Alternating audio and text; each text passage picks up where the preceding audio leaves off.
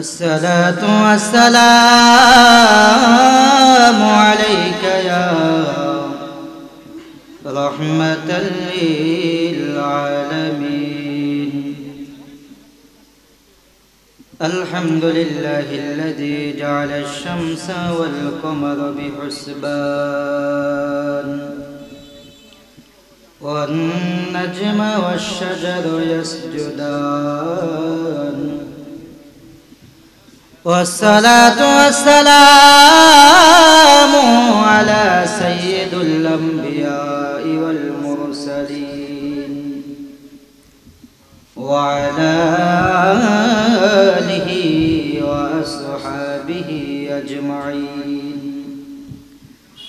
الذي أرسله بالحق بشيرا ونذيرا وداعيا إلى الله بإذنه سراجا وقمرا منيرا. فقد قال الله تعالى في كلامه المجيد وفي فرقانه الحميد. আমার সাথে সকলেই জবানটুকু উঁচু করে দিয়ে সকলে পড়ুন আউযু বিল্লাহি মিনাশ শাইতানির রাজিম. বিসমিল্লাহির রহমানির রহিম.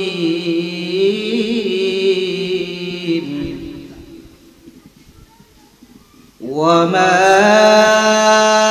أرسلناك إلا رحمة للعالمين.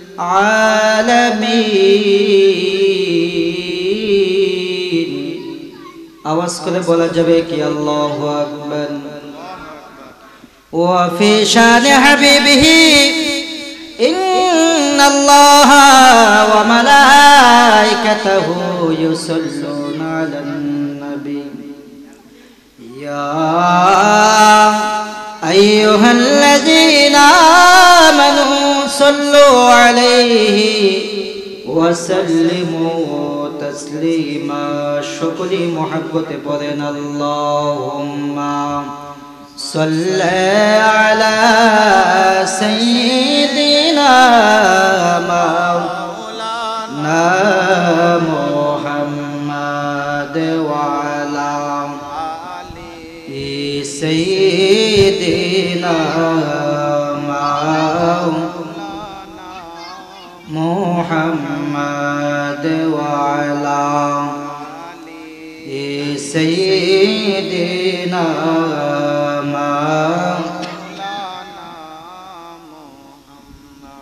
পৃথিবী আমার আসল ঠিকানা নয়, মরণে কি দিন মুছে দিবে সকল রঙিন পরিচয়। পৃথিবী আমার আসল ঠিকানা নয়। আল্লাহুম্মা সাল্লি আলা সাইয়্যিদিনা মাওলানা মুহাম্মদ ওয়া আলা আলি সাইয়্যিদিনা মাওলানা আল্লাহুম্মা সাল্লিম ওয়া সাল্লিম ওয়া বারিক আলাইহি। আমরা কিছুক্ষণ সময় আল্লাহর নামে জিকির করব। কেন আল্লাহর নামের জিকির করবেন? আল্লাহর যত মাখলুকাত আছে, মানুষ সহ 18,000 মাখলুকাত, যখন তারা আল্লাহর নামের জিকির বন্ধ করে দেয়, আল্লাহ রাব্বুল আলামিন সাথে সাথে তাদেরকে মৃত্যুর পেয়ালা পান করার জন্য রেডি করে দেওয়া হয়। আমরা একমাত্র মানুষ যে আল্লাহর জিকির না করো বেঁচে আছি, কোন অন্য কোন মাখলুকাত আল্লাহর জিকির ব্যতীত বেঁচে থাকতে পারে না। তাফসীর মাজহারের মধ্যে আসছে 18,000 মাখলুকাতের মধ্যে প্রত্যেকটা মাখলুকাতের রূহ হচ্ছে মানুষের জিকির। জিকির ছাড়া মানুষ বাঁচতে পারে না, কোন মাখলুকাত বাঁচতে পারে না। এই জন্য অল্প কিছুক্ষণ সময় ওই আল্লাহর নামের জিকির করতে আমরা রাজি আছি কিনা বলেন? এই জন্য কিছুক্ষণ সময় আল্লাহর নামে চক্ষু বন্ধ করি, ইসমে জাতের কিছুক্ষণ সময় আল্লাহর জিকির করি। সকলে বলেন আল্লাহ আল্লাহ আল্লাহ আল্লাহ আল্লাহ আল্লাহ আল্লাহ আল্লাহ আল্লাহ আল্লাহ। পাইলে নিরা লাই গো নবী, পাইলে নিরা লাই মাশাআল্লাহ। আল্লাহ আল্লাহ আল্লাহ আল্লাহ আল্লাহ আল্লাহ। দুই কদমে চুমু খাব, দুই কদমে চুমু খাব, চরণ দুলি মাগব গাই। পাইলে নিরা লাই গো নবী, পাইলে নিরা লাই মাশাআল্লাহ। আল্লাহ আল্লাহ আল্লাহ আল্লাহ আল্লাহ আল্লাহ আল্লাহ আল্লাহ। আমার নবী নূরের নবী, আমার নবী জিন্দা নবী মাশাআল্লাহ। আল্লাহ আল্লাহ আল্লাহ আল্লাহ আল্লাহ আল্লাহ মারহাবা। আল্লাহ আল্লাহ। আমার নবী নূরের নবী, আমার নবী জিন্দা নবী। ওই নবীকে পাইতে হলে, ওই নবীকে পাইতে হলে জিকিরের দরকার। পাইলে নিরা লাই গো নবী, পাইলে নিরা লাই মাশাআল্লাহ। আল্লাহ আল্লাহ আল্লাহ আল্লাহ আল্লাহ আল্লাহ। কঠিন হাসরের দিনে মাশাআল্লাহ আল্লাহ। কঠিন হাসরের দিনে কে তোরাইবে নবী বিনে। ওই নবীকে দেখতে চাইলে, ওই নবীকে দেখতে চাইলে জিকিরের দরকার। পাইলে নিরা লাই গো নবী, পাইলে নিরা লাই মাশাআল্লাহ। আল্লাহ আল্লাহ আল্লাহ আল্লাহ আল্লাহ আল্লাহ আল্লাহ আল্লাহ আল্লাহ আল্লাহ। লা ইলাহা ইল্লাল্লাহ মুহাম্মাদুর রাসূলুল্লাহ সাল্লাল্লাহু আলাইহি ওয়াসাল্লাম। বিসমিল্লাহির রহমানির রহিম। নিয়ামতপুর মধ্যপাড়া দারোগাবাড়ি নবী প্রেমিক আদর্শ যুব সংগঠনের উদ্যোগে সকল কবরবাসী রুহের মাগফিরাত কামনার্থে নবম বার্ষিক ইসলামী সুন্নি মহাসম্মেলন তারিখ 5 সেপ্টেম্বর 2024 রোজ বৃহস্পতিবার বাদ আসর হতে মধ্যরাত পর্যন্ত, স্থান নিয়ামতপুর দারোগাবাড়ি প্রাঙ্গণ। উক্ত মহতী সম্মেলনের সম্মানিত সভাপতি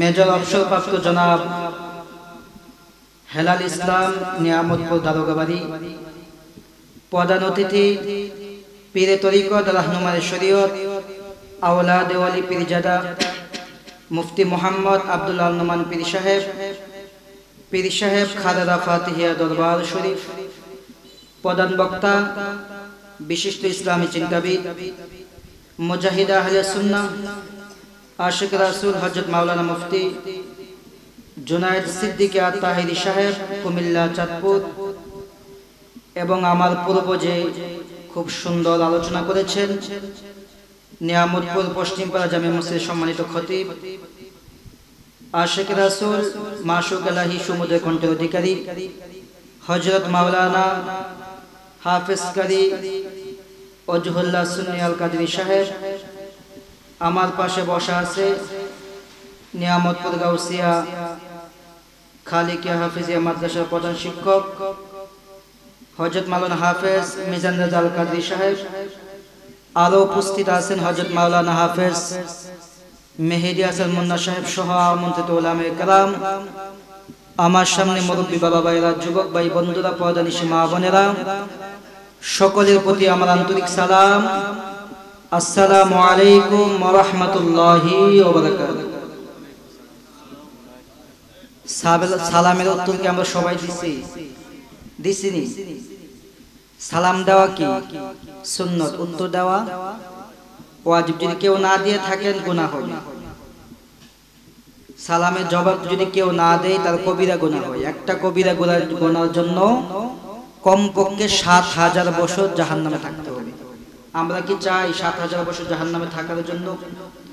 এই জন্য সালামটা আমি আবার দিচ্ছি, যাতে কেউ যদি পূর্বে না দিয়ে থাকেন এখন দিলে কি হয়ে যাবে, ওই গুনাহ থেকে বেঁচে যাবে। এই জন্য আমি আবার সালাম দিচ্ছি। আসসালামু আলাইকুম ওয়া রাহমাতুল্লাহি ওয়া বারাকাতুহু। আওয়াজটা বাড়ছে না? কি বলেন, বাড়ছে না? আমরা হচ্ছে আহলে সুন্নাত ওয়াল জামাতের সৈনিক সব সময় থাকতে হয় অন ডিউটি, অফ ডিউটি, সব অবস্থায় ফিট থাকতে হবে, ঠিক কিনা বলেন? সৈনিক যদি জিমাই জায়গা দেশ শেষ। আমাদের যে বর্ডার গার্ড আছে বিজিপি, তারা যদি মনে করে যে আমার ডিউটি হয় না 4 ঘন্টা বা 8 ঘন্টা, একটু ঘুমাইলো, যদি ঘুমা তাহলে কি দেশ থাকবে? দেশপ্রেম ইমানের অঙ্গ, হুব্বুল ওয়াতনি মিনাল ঈমান। দেশপ্রেম ইমানের কি অঙ্গ। ওইদিকে যাচ্ছি না। আজকে দারোগাবাড়ির সকল বাবা ভাইয়েরা, মা বোনের যে একটা সুন্দর আয়োজন করেছে, আমরা এই বেহেশতের বাগানে আসতে পারি কি খুশি না বেজার? কারণ পৃথিবীর মধ্যে এখন ধরেন এই জায়গাটা দারোগাবাড়ি কোন বাড়ি প্রাঙ্গণ আর এখন নাই, ঠিক কিনা? এই জায়গাটা হয়ে গেছে বেহেশতের বাগান। বেহেশতের বাগানে যারা প্রবেশ করবে, হতে পারে আল্লাহ পাক এই বেহেশতের বাগানে আসার কারণে ওই ব্যক্তির নামটা বেহেশতের খাতার মধ্যে লিখে দিতে পারে। যদি বলুন না আল্লাহু আকবার। ও আমার বাবা ভাইরা, বন্ধুরা, ওইদিকে যাচ্ছি না। আমি দুইটা বিষয় নিয়ে আলোচনা করব। এক নাম্বার, নবী পাকের কয়েকটা মুজিজা বলবো, তারপরে পিতা মাতার খেদমত দিয়া দুই একটা কথা বলে আলোচনা শেষ করে ফেলবো। যেহেতু রবিউল আউয়াল মাস ইমানদারের ইমানের মাস, ঠিক কিনা বলেন? ইমানদার রবিউল আউয়াল মাস আসলে আনন্দ আত্মহারা হয়ে যায়। কারণ নবী পাইয়া আনন্দ করা প্রত্যেকটা মুমিন মুসলমানদের উপরে ফরজ, ঠিক কিনা বলে?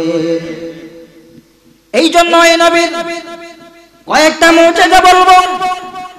যতক্ষণ শুনবেন হরিং এর মতো কানটা খাড়া করে দিয়ে আলোচনাগুলো শুনবেন। আদব দেখাতে হবে, নবী শান শোনার সময় আদব দেখাতে হবে। বাবা ভাইরা, বন্ধুরা, হযরত সালমান ফারসি রাদিয়াল্লাহু তাআলা আনহু, আল্লাহর হাবিব সাল্লাল্লাহু আলাইহি ওয়াসাল্লাম এই জগতে তাশরীফ আনার 200 বছর আগে জন্মগ্রহণ করেছেন। রাসূল পাক সাল্লাল্লাহু আলাইহি ওয়াসাল্লাম 570 খ্রিস্টাব্দে 12ই রবিউল আউয়াল মক্কা নগরীতে কুরাইশ বংশে জন্মগ্রহণ করেছেন, ঠিক কিনা বলেন? এর চাইতে পূর্বে আরো 200 বছর পূর্বে সালমান ফারসি জন্মগ্রহণ করলেন ইরানের জমিনে। সাহাবে কেরামদের মধ্যে সবচাইতে বেশি যে হায়াত পেয়েছিলেন হযরত সালমান, তিনি 250 বছর হায়াত পাইছে। যদি বলুন না আল্লাহু আকবার। 250 বছর হায়াত পাওয়া কিন্তু যেতন কথা না। সাহাবীদের মধ্যে সবচাইতে বেশি বয়স্ক লোক ছিলেন হযরত সালমান। সালমান ফারসি রাদিয়াল্লাহু তাআলা আনহু আব্বাজান, তিনি ছিলেন আগুনের পূজারী, আগুনের পূজা করত। বাড়ি ছিল ইরানে। আল্লাহর হাবিবের আসার 200 বছর আগে আগুনের পূজা করত। তখন বাংলার জমিন সহ এশিয়া মহাদেশের সব মানুষ মূর্তির পূজা করত, ঠিক কিনা বলে? আগুনের পূজা করে। একমাত্র ছেলে ছিলেন সালমান ফারসি। একমাত্র ছেলে হওয়ার কারণে বাবা সবসময় বইয়ের মধ্যে থাকতেন, সালমান কোথায় যেন হারিয়ে যায় কিনা, অথবা কেউ তাকে ডাকাত দলেরা তাকে কিডন্যাপ করে ফেলে কিনা। এই জন্য ঘর থেকে যেন বের হতে না পারে, সব সময় সালমান ফারসি পাওয়ার মধ্যে শিকল দিয়ে বেঁধে রাখা হতো।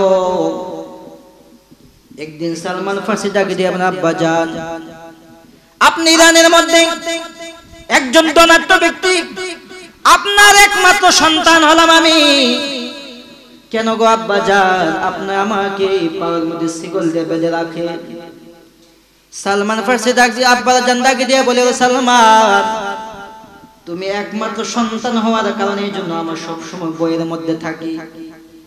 তুমি হারিয়ে যাও কিনা, তোমাকে ডাকাত দলেরা কিডন্যাপ করে কিনা। এখনকার যুগে ডাকাতেরা বাড়িঘর থেকে স্বর্ণ, মোবাইল, নগদ টাকা এইসব ছিনতাই করে ডাকাতি করে, ঠিক কিনা বলেন? কিন্তু আগেরকার ডাকাতেরা এগুলা করতো না, মানুষ ডাকাতি করতো, ঠিক কিনা? কারণ মানুষ নিয়ে বাজারের মধ্যে বিক্রি করা হতো, মানুষের দাম ছিল। এই জন্য সালমান ফারসির আব্বাজান সব সময় ছেলেকে বেঁধে রাখতেন। সালমান ফারসি বলে, আব্বাজান, যদি এমন করে বেঁধে রাখেন, আপনি বিশাল সম্পদের মালিক, আমি আপনার একমাত্র সন্তান। এমন ভাবে যদি বেঁধে রাখেন, যেদিন আপনি থাকবেন না, কোন সম্পদ তো আমি চিনব না। আমাকে আর বেঁধে রাখেন না, সবগুলো সম্পদ আমাকে ঘুরাই ঘুরাই দেখান, যাতে আপনি ইন্তেকাল করার পরে সব সম্পদের মালিক আমি নিজে হতে পারি। সালমান ফারসির আব্বাজান বলেন, ঠিক আছে, আজকে থেকে তোমাকে আর বাঁধবো না। শিকল খুলে দেওয়া হলো। খুলে দেওয়ার পরে সালমান ফারসি ঘুরে ঘুরে সব সম্পদের যেই যেই জায়গার মধ্যে বাবার সম্পদ আছে, এই সম্পদগুলো হিসাব নিলেন। আল্লাহর কি মহিমায়, কিছুদিন পরে সালমান ফারসির আব্বাজান ইন্তেকাল করলেন। সালমান ফারসির আব্বাজান ইন্তেকাল করার পরে সংসারের সব দায়িত্ব, সম্পদের সব দায়িত্ব হযরত সালমান ফারসির কাঁধের মধ্যে পড়লেন। তিনি ঘুরে ঘুরে যখন সব সম্পদ যখন দেখতেছিলেন, এক পর্যায়ে দেখলেন একটা গির্জার মধ্যে অসংখ্য অগণিত মানুষ ওই গির্জার মধ্যে ঢুকতেছে। সালমান ফারসি ছিলেন আগুনের পূজারী। তিনি ওই গির্জার মধ্যে ঢুকলেন, প্রবেশ করে দেখলেন অসংখ্য অগণিত মানুষ একজন পাদ্রীর কাছে কি আলোচনা যেন শুনতেছিলেন। সালমান ফারসি মনে মনে ভাবে, কি বলে একটু শুনি। ওই সালমান ফারসি যখন ওই পাদ্রী ছিলেন হযরত ঈসা নবীর অনুসারী, ঈসা নবীর ধর্মের লোক ছিলেন ওই পাদ্রী। কথা শোনার পরে পাদ্রীকে বললেন, ও পাদ্রী, আমি এতদিন আগুনের পূজারি করতাম, আগুনকে সাজদা করতাম, আমি আজকে থেকে আর আগুনের পূজা করব না। আপনি আমাকে ঈসা নবীর ধর্মে দীক্ষিত করেন, আমাকে পড়িয়ে দেন লা ইলাহা ইল্লাল্লাহু ঈসা রুহুল্লাহ। আওয়াজ করে বলা যাবে কি আল্লাহু আকবার। ঈসা নবী ধর্ম গ্রহণ করলেন। সালমান ফারসি বলেন, ও পাদ্রী, আমি আর সংসারে মনোযোগী হব না। আগে ছিলাম আগুনের পূজা করতাম, এখন যেহেতু মুসলমান হয়েছি, ঈসা নবীর ধর্মের উপর আমি ঈমান গ্রহণ করেছি, আজকে থেকে আল্লাহকে পাওয়ার জন্য আমি কি করতে পারি পাদ্রী বলেন। পাদ্রী ডাক দিয়া বলে, ওরে সালমান, তুমি যদি আল্লাহকে পাইতে চাও, আমার সাথে গির্জার মধ্যে সব সময় কাটাইবা, রাতে থাকবা, দিনে থাকবা, আমার সাথে খাবার খাইবা। সালমান ফারসি এমন ভাবে দিন কাটাইতে শুরু করে দিলেন। একদিন নয়, 2 দিন নয়, দীর্ঘ 30টা বছর এই পাদ্রীর সাথে সময় কাটাইলেন। জোরে জোরে বলা যাবে কি সুবহানাল্লাহ। কয় বছর কাটাইলেন? 30 বছর কাটানোর পরে ওই পাদ্রী যখন মৃত্যু যখন তার সামনে চলে আসলো, আজরাইল মারা যাবে, ওই সালমান ফার্সির এই পাওয়ার মধ্যে পাদ্রীর মাথা। সালমান ফার্সি ডাকে দিয়ে বলেন, পাদ্রী আপনি তো মরে যাবেন, আমার কি অবস্থা হবে? আমি তো এখনো আল্লাহকে পাই নাই। এমন একটা পাদ্রীর কথা আমাকে বলে যান, যেই পাদ্রীর কাছে গেলে আমি আল্লাহকে পাবো। ওই পাদ্রী মারা যাওয়ার পরে আরেকটা পাদ্রীর খোঁজ দিয়ে দিলেন। দেওয়ার পরে ওই পাদ্রীর কাছে সালমান ফার্সি মারা যাওয়ার পরে ওই দ্বিতীয় পাদ্রীর কাছে গেলেন। ওই পাদ্রীর কাছে আরো 30 বছর কাটাইলেন। ওই পাদ্রীও মারা যাওয়ার সময় হয়ে গেল। বললেন, পাদ্রী 30টা বছর আপনার কাছে কাটাইলাম, এর আগে 30 বছর আরেক পাদ্রীর কাছে কাটাইলাম, এখনো কিন্তু আল্লাহকে পাই নাই। এমন কার কাছে গেলে আমি আল্লাহকে পাবো? এমন একটি আল্লাহর বিরোধ, ওই আল্লাহর ওলি যেই পাদ্রী, তার কাছে আমাকে প্রেরণ করুন। তিনি আরেকজন পাদ্রীর খোঁজ দিয়ে গেলেন। এমন ভাবে একদিন নয়, 2 দিন নয়, এমন ভাবে গির্জায় ঘুরে ঘুরে ঘুরে ঘুরে 200 বছর কাটাই দিছে। আওয়াজ করে বলা যাবে কি আল্লাহু আকবার? কয়শো বছর? 200 বছর সালমান ফার্সি শুধু পাদ্রীদের পিছনে সময় কাটাইলেন আল্লাহকে পাওয়ার জন্য। কিন্তু 200 বছর হওয়ার পরে একজন মুরব্বী পাদ্রী ছিল, সেও যখন মারা যাচ্ছে বলছেন, পাদ্রী আজকে 200 বছর হয়ে গেল, আমি এখনো আল্লাহকে পাই নাই। আপনি এখনো মারা যাচ্ছেন, এমন একটা পাদ্রীর খোঁজ দিয়ে যান, যেই পাদ্রীর কাছে গেলে আমি আল্লাহকে পাবো। ওই মুরব্বিটাকে দিয়ে বলে, ওরে সালমান, আমার জেহেনে, আমার নজরে এমন কোন পাদ্রী নাই যেই পাদ্রীর কাছে গেলে তুমি আল্লাহকে পাইবা। তাহলে আমি 200 বছর সময় কোথায় কাটাইলাম? আমি কার কাছে গেলে আল্লাহকে পাবো? ওই পাদ্রী দিয়ে বলে, আমি ইনজিল কিতাবের হাফেজ, তাওরাত কিতাবের হাফেজ, আমি 2 কিতাব টেনে টেনে আমি ঘুরে ঘুরে দেখেছি, প্রত্যেকটা পৃষ্ঠা অক্ষর অক্ষরে আমি দেখেছি। আমার ধারণা হচ্ছে এই জগতের মধ্যে রাহমাতাল লিল আলামিনের কদম পড়েছে। জোরে জোরে বলা যাবে কি সুবহানাল্লাহ? নারায়ে তাকবীর, নারায়ে রিসালাত, আহলে সুন্নাত ওয়াল জামাত জিন্দাবাদ। মুফতি জুবাইর আহমেদ চন্দ্রপুরী সাহেব। ওই পাদ্রী বললেন যে রাহমাতাল লিল আলামিন ছাড়া তোমাকে কেউ আল্লাহর খোঁজ দিতে পারবে না। তুমি যদি আল্লাহকে পাইতে চাও আর কোন পাদ্রী দরবারে গইরো না, তুমি রাহমাতাল লিল আলামিনের দরবারে যাও। ওই জায়গায় গেলে পরে তুমি আল্লাহকে পাবা। 200 বছর একজন বৃদ্ধ, আমি কিভাবে, আমি ইরানের বাসী, আমি কোন জায়গায় গেলে রাহমাতাল লিল আলামিনকে পাবো? কিভাবে চিনবো, কিভাবে বুঝবো? ওই পাদ্রী বলেন, আমি 3টা জিনিস তোমাকে অবগত করাচ্ছি। এই 3টা বিষয় যখন মিলে যাবে, মনে করবা তুমি রাহমাতাল লিল আলামিনের খোঁজ পাইছো। 1 নাম্বার, রাহমাতাল লিল আলামিন যেই জগতে তাশরীফ আনবেন, যেই জায়গার মধ্যে থাকবেন, ওই জায়গার মধ্যে বেশি বেশি খেজুরের বাগান থাকবে। জুড়ে জুড়ে বলা যাবে কি ইয়া রাসূলুল্লাহ? 1 নাম্বার শর্ত, বেশি বেশি কিসের বাগান থাকবে? খেজুরের বাগান। 2 নাম্বার, ওই রাহমাতাল লিল আলামিন সদকা খাবে না কখনো। 2 নাম্বার, নবী কখনো সদকা খাবে না। 3 নাম্বার হচ্ছে রাহমাতাল লিল আলামিন পিঠ মুবারকের মধ্যে নবুয়তে, মহের নবুয়ত থাকবে।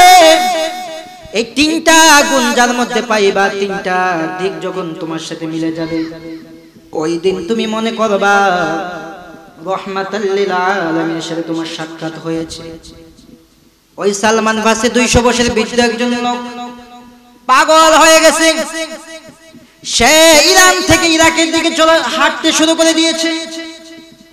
আল্লাহর কি মহিমা! রাস্তার মধ্যে ডাকাত দলে ওই মুরব্বিরে ধরছে সালমান ফার্সি, হাত পাও বেঁধে ইরাকের কুফার বাজারে নিয়ে আসতে, তাকে বিক্রি করার জন্য। ওই সালমান ফার্সি কুফার বাজারে ওঠার পরে সকাল থেকে সন্ধ্যা হয়ে গেছে, কেউ জিজ্ঞাসাই করে না, কেউ মুরব্বী মানুষ কেউ নিব। আগে তো মানুষ বিক্রি করা হয়তো যুবক যারা বেশি করে কাজ করতে পারবে, ঠিক কিনা? যে বেশি কাজ করতে পারে তাকে দেখবেন। আমাদের দেশের মধ্যে কেউ যদি আগে, এখন এটা এরকমটা নাই, আগে বেশিরভাগ দেখবেন রেল লাইনের মধ্যে, আপনার বাস স্ট্যান্ডের মধ্যে যারা ময়মনসিংহ থেকে আসতো তারা আইসা থাকতো, আমাদের এলাকার লোককে তাদেরকে আনতো। এখন চুক্তি বাড়িছে, আগে কিন্তু চুক্তি আসলো না, সব আসলো কি রোজে কাজ করতো। এখন যদি এখন 200 বছর লোক যদি আমার নিবেন নি, আনবেন নি? কেউ আনবেন? কেউ যদি কয় ভাই আমার বয়স 200 বছর, আমি আপনার বাড়িতে কাজে যাব, আপনি কোন ভালো হইছে, 200 বছরের মুরব্বী আপনি কি কাজ করবেন? সম্ভব না। সকাল থেকে সন্ধ্যা হয়ে গেছে, একটা মানুষ জিজ্ঞাসা করেন নাই সালমান ফার্সিকে যে আপনাকে ডাকাত দলে এই লোকটার দাম কত? আল্লাহর কি মহিমা! মদিনা থেকে একটা মহিলা আসছেন, ইহুদি মহিলা। ওই ইহুদি মহিলা সকাল থেকে সন্ধ্যা বাজারটা চক্কর দিয়েছে কয়েকবার, কিন্তু চক্কর দেওয়ার পরে যত শক্তিশালী যারা কৃতদাস ছিল সবার দাম বেশি। শক্তিশালী দাম বেশি থাকবে না? ওই মহিলা দাম বেশি দেখে লাস্টে গিয়া সালমান ফার্সি ওই ডাকাত দলের জিজ্ঞাসা করলে, ভাই এই লোকের দাম কত? ডাকাত দলেরা বলে সকাল থেকে সন্ধ্যা হয়ে গেছে, একজন লোক তাকে জিজ্ঞাসাই করে নাই। আপনার যত মনে চাই, যেহেতু তাকে ডাকাত দলের রাস্তা থেকে অপহরণ করে আনছে, বাড়িতে নিয়ে তার ঝামেলায় মুরব্বীরে বাড়িতে বসায় বসে খাওয়াই দিব, এই কথা চিন্তা করে ওই ডাকাত দলটা বলতেছে আপনি যা দেন আমি তাতেই তাকে বিক্রি করে দিব। ওই ইহুদি মহিলা সালমান ফার্সিকে কিনে আনলেন, রাতের বেলা থাকলেন, সকাল বেলা ওই ইহুদি মহিলা সালমান ফার্সি করে দিল, সালমান তুমি তো মুরব্বী মানুষ, বৃদ্ধ মানুষ, তুমি তো জোরের কোনো কাজ করতে পারবা না, ওজনের কাজ করতে পারবা না। আমার একটা খেজুরের বাগান আছে, ওই খেজুরের বাগানের মধ্যে তুমি কাজ করবা, গাছের মধ্যে পানি দিবা, ছোট ছোট গাছগুলা ছাঁটাই করবা, পরিষ্কার পরিচ্ছন্ন করবা, তোমার কাজ পছন্দ হয়েছে কিনা? সালমান ফার্সি মনে মনে ভাবে, যেই নবীকে পাওয়ার জন্য আমি এত বড় ধনী মানুষ, ইরান থেকে ইরাকে আসলাম, কাফেরের আমি ডাকাতের দলের মধ্যে আমি ডাকাতে অপহরণ করে আসছে, আমাকে বিক্রি করা হলো। ওই যে পাদ্রী বলছে 1 নাম্বার শর্ত হচ্ছে খেজুরের বাগান বেশি থাকবে, খেজুর গাছ বেশি থাকবে। যেহেতু আমি খেজুরের বাগানের মধ্যে চলে আসছি, মনে হয় আমি প্রথম শর্ত পূরণ করতে পারছি। জোরে জোরে বলা যাবে কি আল্লাহু আকবার? যেহেতু আমাকে পাদ্রী বলে দিয়েছে 3টার মধ্যে 1 নাম্বার থাকবে খেজুরের বাগান বেশি বেশি।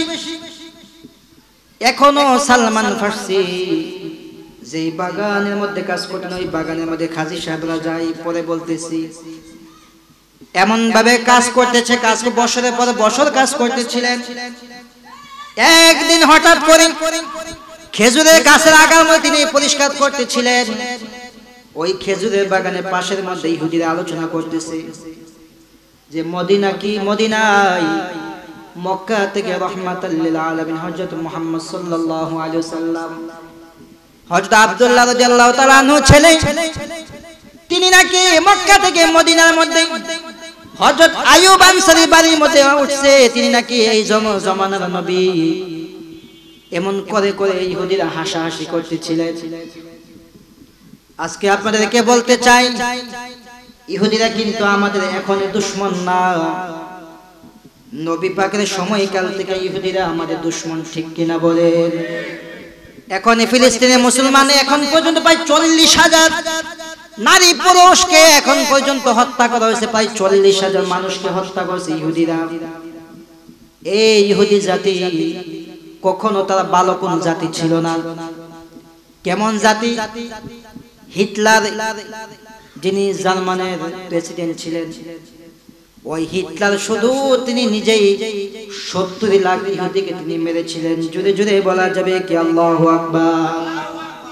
তাকে যখন জিজ্ঞাসা করা হলো আপনি কোন 70 দিন কাজ করলেন, কাজ করার পরে সন্ধ্যাবেলায় তার মালিককে বলে, মালিক অনেক দিন হয়েছে আমি মদিনার মধ্যে আসলাম, একদিন বের হয় নাই, মদিনার বাজার সাজার আমি একটু দেখে আসি, আপনি যদি একটু অনুমতি দেন তাহলে আমি মদিনার বাজারগুলো একটু ঘুরে দেখে আসবো।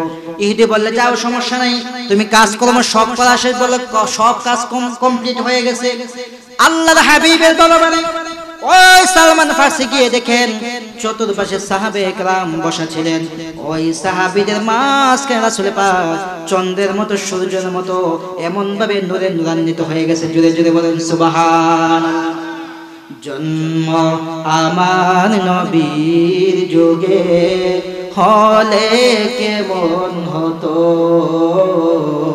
জন্ম আমার নবীর যুগে হলে কেমন হতো, দু নয়নে রাসূল পাক দেখিলে কেমন হতো, দু নয়নে রাসূল পাক দেখিলে কেমন হতো, জন্ম আমার নবীর যুগে হলে কেমন হতো।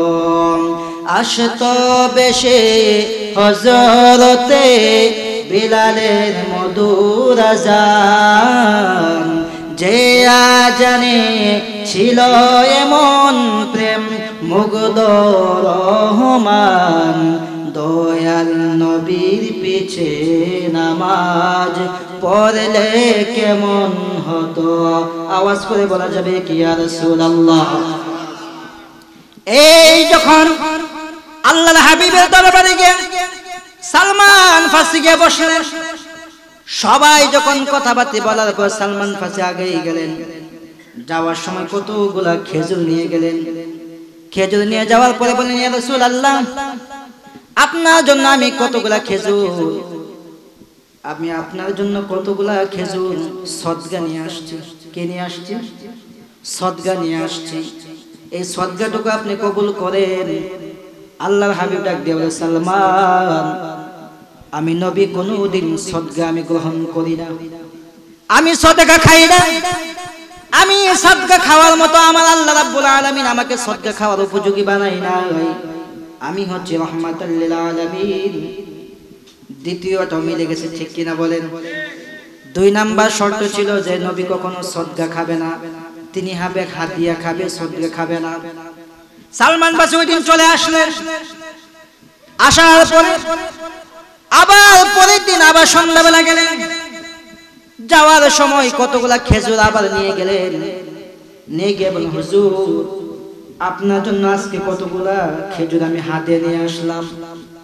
আল্লাহর হাবিব ডাকি দেব সাহাবীরা তাকিয়ে দেখো, সালমান আজকে আমার জন্য হাদিয়া নিয়ে আসছে খেজুর, খেজুরটা আমার কাছে দাও।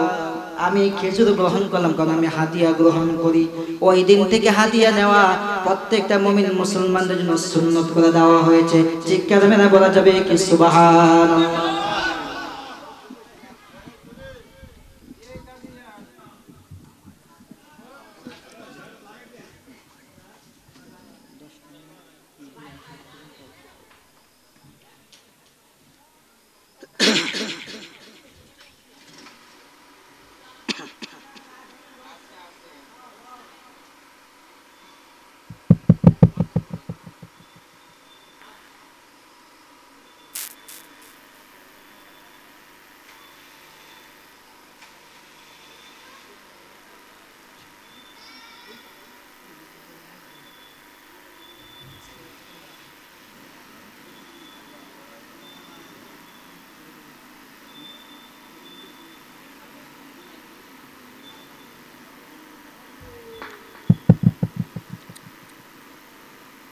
সালমান ফার্সি রাদিয়াল্লাহু তাআলা হাদিয়া দিয়ে পরের দিন চলে আসছে। এখন 3 নাম্বারটা দেখার সময়, ঠিক কিনা বলেন? 2টা হয়ে গেছে, 3 নাম্বার তিনি এমন প্রতিদিন যাচ্ছেন, সাহাবে কেরামদের মধ্যে কানাঘুষা শুরু হয়ে গেছে, সালমান কেন প্রতিদিন আসে? সে তো মুসলমান না, সে কেন প্রতিদিন এই জায়গার মধ্যে আসে? আল্লাহর হাবিব কোনো কিছুই বলে না। আল্লাহর কি মহিমা! একদিন সালমান ফার্সি রাদিয়াল্লাহু তাআলা আনহু তিনি আল্লাহর হাবিবের পিঠ মুবারকের পিছনে গিয়ে বসলেন। রাসূল পাক সাল্লাল্লাহু আলাইহি ওয়াসাল্লামের পিঠ মুবারক আপনার চুলকানোর জন্য আস্তে আস্তে করে পাঞ্জাবি মুবারক উপর দিকে তুলতেছেন। আল্লাহর হাবিব মুস্কি মুস্কি হাসে, কোনো কিছুই বলে না। সাহাবে কেরাম রাগান্বিত হয়ে গেলেন, এই সালমান তুমি কেন আল্লাহর হাবিবের পাঞ্জাবি মুবারক টানতেছো? সালমান বলে, আমি পাঞ্জাবি উপর দিকে টানি না, রাসূল পাক সাল্লাল্লাহু আলাইহি ওয়াসাল্লামের পিঠ মুবারক একটু চুলকাই দিচ্ছি। এমন ভাবে চুলকাইতে পাঞ্জাবি মুবারক উপর দিকে উঠাইলেন। উঠাইয়া পিছনের দিকে যখন মোহরে নবুয়ত দেখলেন, দেখার সঙ্গে সঙ্গে ওই সালমান ফারসি আল্লাহর হাবিবের নূর মুবারকের মধ্যে, আল্লাহর হাবিবের পিঠ মুবারকের মোহরে নবুয়তের মধ্যে এমন ভাবে চুমাচুমি শুরু করে দিয়েছেন, জোরে জোরে বলা যাবে কি ইয়া রাসূলুল্লাহ। পাগলের মতো চুমু শুরু করে দিলেন। সাহাবে কেরাম টানাটানি শুরু করে দিলেন। আল্লাহর হাবিব বলেন, সাহাবীরা তাকে ফিরাইও না। আজকে 200 বছর পর্যন্ত আল্লাহকে খোঁজার জন্য পাগলের মতো, আজকে আল্লাহকে খোঁজার জন্য আমার কাছে চলে আসছে, তাকে তোমরা পিছর দিকে টানিও না, তাকে চুমাইতে দাও। ওই সালমান ফারসি অনেক কান চুমানোর পরে আল্লাহর হাবিবকে ডাক দিয়ে বলেন, ইয়া রাসূলুল্লাহ, আমাকে আর দেরি নয়, আমি ঈসা নবীর অনুসারী ছিলাম, আমাকে এই মুহূর্তে কালিমা পড়িয়ে দেন, লা ইলাহা ইল্লাল্লাহু মুহাম্মাদুর রাসূলুল্লাহ সাল্লাল্লাহু আলাইহি ওয়াসাল্লাম। আমার নবীর মুজিজা আছে কিনা বলেন?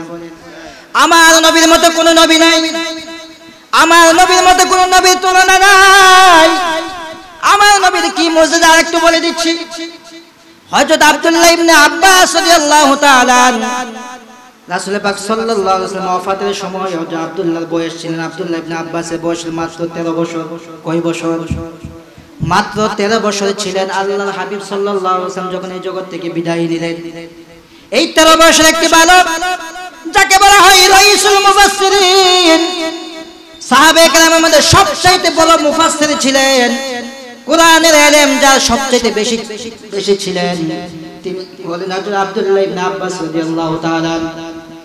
এত অল্প বয়সে কিভাবে এত বড় কোরআনের এত বড় মুফাসসির কিভাবে হলেন? আল্লাহর হাবিব সাল্লাল্লাহু আলাইহি সাল্লামের এই আব্দুল্লাহ ইবনে আব্বাস বয়স যখন 9 বছর ছিলেন, 9 বছরের সময় আব্দুল্লাহ আব্বাস রাদিয়াল্লাহু তাআলা আম্মা জান বলে, আব্দুল্লাহ ইবনে আব্বাস, তুমি কি রাতের বেলা ঘুমাও? তুমি কি পারো না রাসূল পাকের দরবারে গিয়া, রাসূল পাকের বাড়ির মধ্যে গিয়া রাসূল সাল্লাল্লাহু আলাইহি ওয়াসাল্লাম রাতের বেলা কি করে তুমি কি দেখতে পারো না? আওয়াজ করবেন আল্লাহু আকবার। আমাদের সন্তান যাদের 9 বছর, আমরা কই রাতের বেলা ঘুমা, ঠিক কি না? যদি মাহে রমজানের রোজা যদি যাদের উপর ফরজ হয়েছে, রাতের বেলা ডাক দেন মা বাবা সন্তান নিয়ে সবাই জায়গাতে এবার ডাক দেন, আরে তুই রোজা রাখ না, ফজর নামাজের সময় ডাক দেন, ঘুম নি ডিস্টার্ব হয়। কিন্তু আব্দুল্লাহ ইবনে আব্বাস আম্মা জান, ও আব্দুল্লাহ তুমি কেন রাতের বেলা ঘুমাও? এখন বাড়ি থেকে চলে যাও রাসূলের দরবারে, তুমি গিয়ে দেখো রাসূল রাতের বেলা কি করে, তুমি গিয়ে দেখো, তুমি কি রাসূলের খেদমত করো? কেন রাতের বেলা ঘুমিয়ে থাকো? ও আব্দুল্লাহ ইবনে আব্বাস রাতের বেলা দরজার মধ্যে দাঁড়িয়ে আছে, রাসূল পাক সাল্লাল্লাহু আলাইহি ওয়াসাল্লাম গভীর রজনীতে উঠছে, ইস্তেনজা করবে, ইস্তেনজা করতে গিয়ে বাহিরে গিয়ে দেখে পানি রেডি, ইস্তেনজা করলেন, ওযু করার জন্য দেখে পানি রেডি, ডাকে দিয়ে বলে, কে গো, গভীর রজনীতে আমাকে ইস্তেনজার পানি আগাই দিচ্ছ, আমাকে ওযুর পানি, তাহাজ্জুদের সময় কে তুমি আমাকে, এই তাহাজ্জুদের সময় আমাকে পানি এনে দিচ্ছ কে তুমি? ডাক দিয়ে বলে, নবী আমি তো আব্দুল্লাহ ইবনে আব্বাস। নবী ডাক দিয়ে বলে, আব্দুল্লাহ ইবনে আব্বাস তোর বয়স তো মাত্র 9 বছর, 9 বছর একটা বাচ্চা ছেলে গভীর রজনীতে কেন এখানে? ডাক দিয়ে বলে, আম্মা জান বসে আমি কেন রাতের বেলা ঘুমাই? ওরে আব্দুল্লাহ ইবনে আব্বাস তুই কেন রাসূলের বাড়িতে চলে যাস না? আমি মনে মনে ভাবি রাসূলের দরবারে গিয়ে যদি আমি একটু খেদমত করতে পারি, দিনের বেলা অন্যান্য সাহাবীরা খেদমত করে, এই জন্য আমি রাতের বেলা আপনার ঘরের মধ্যে দাঁড়িয়ে থাকি। দরজার সামনে আমি রাতের বেলা দাঁড়িয়ে থাকি, কখন আপনি রাতের বেলা পানির দরকার হয় আমি পানি নিয়ে উপস্থিত থাকি।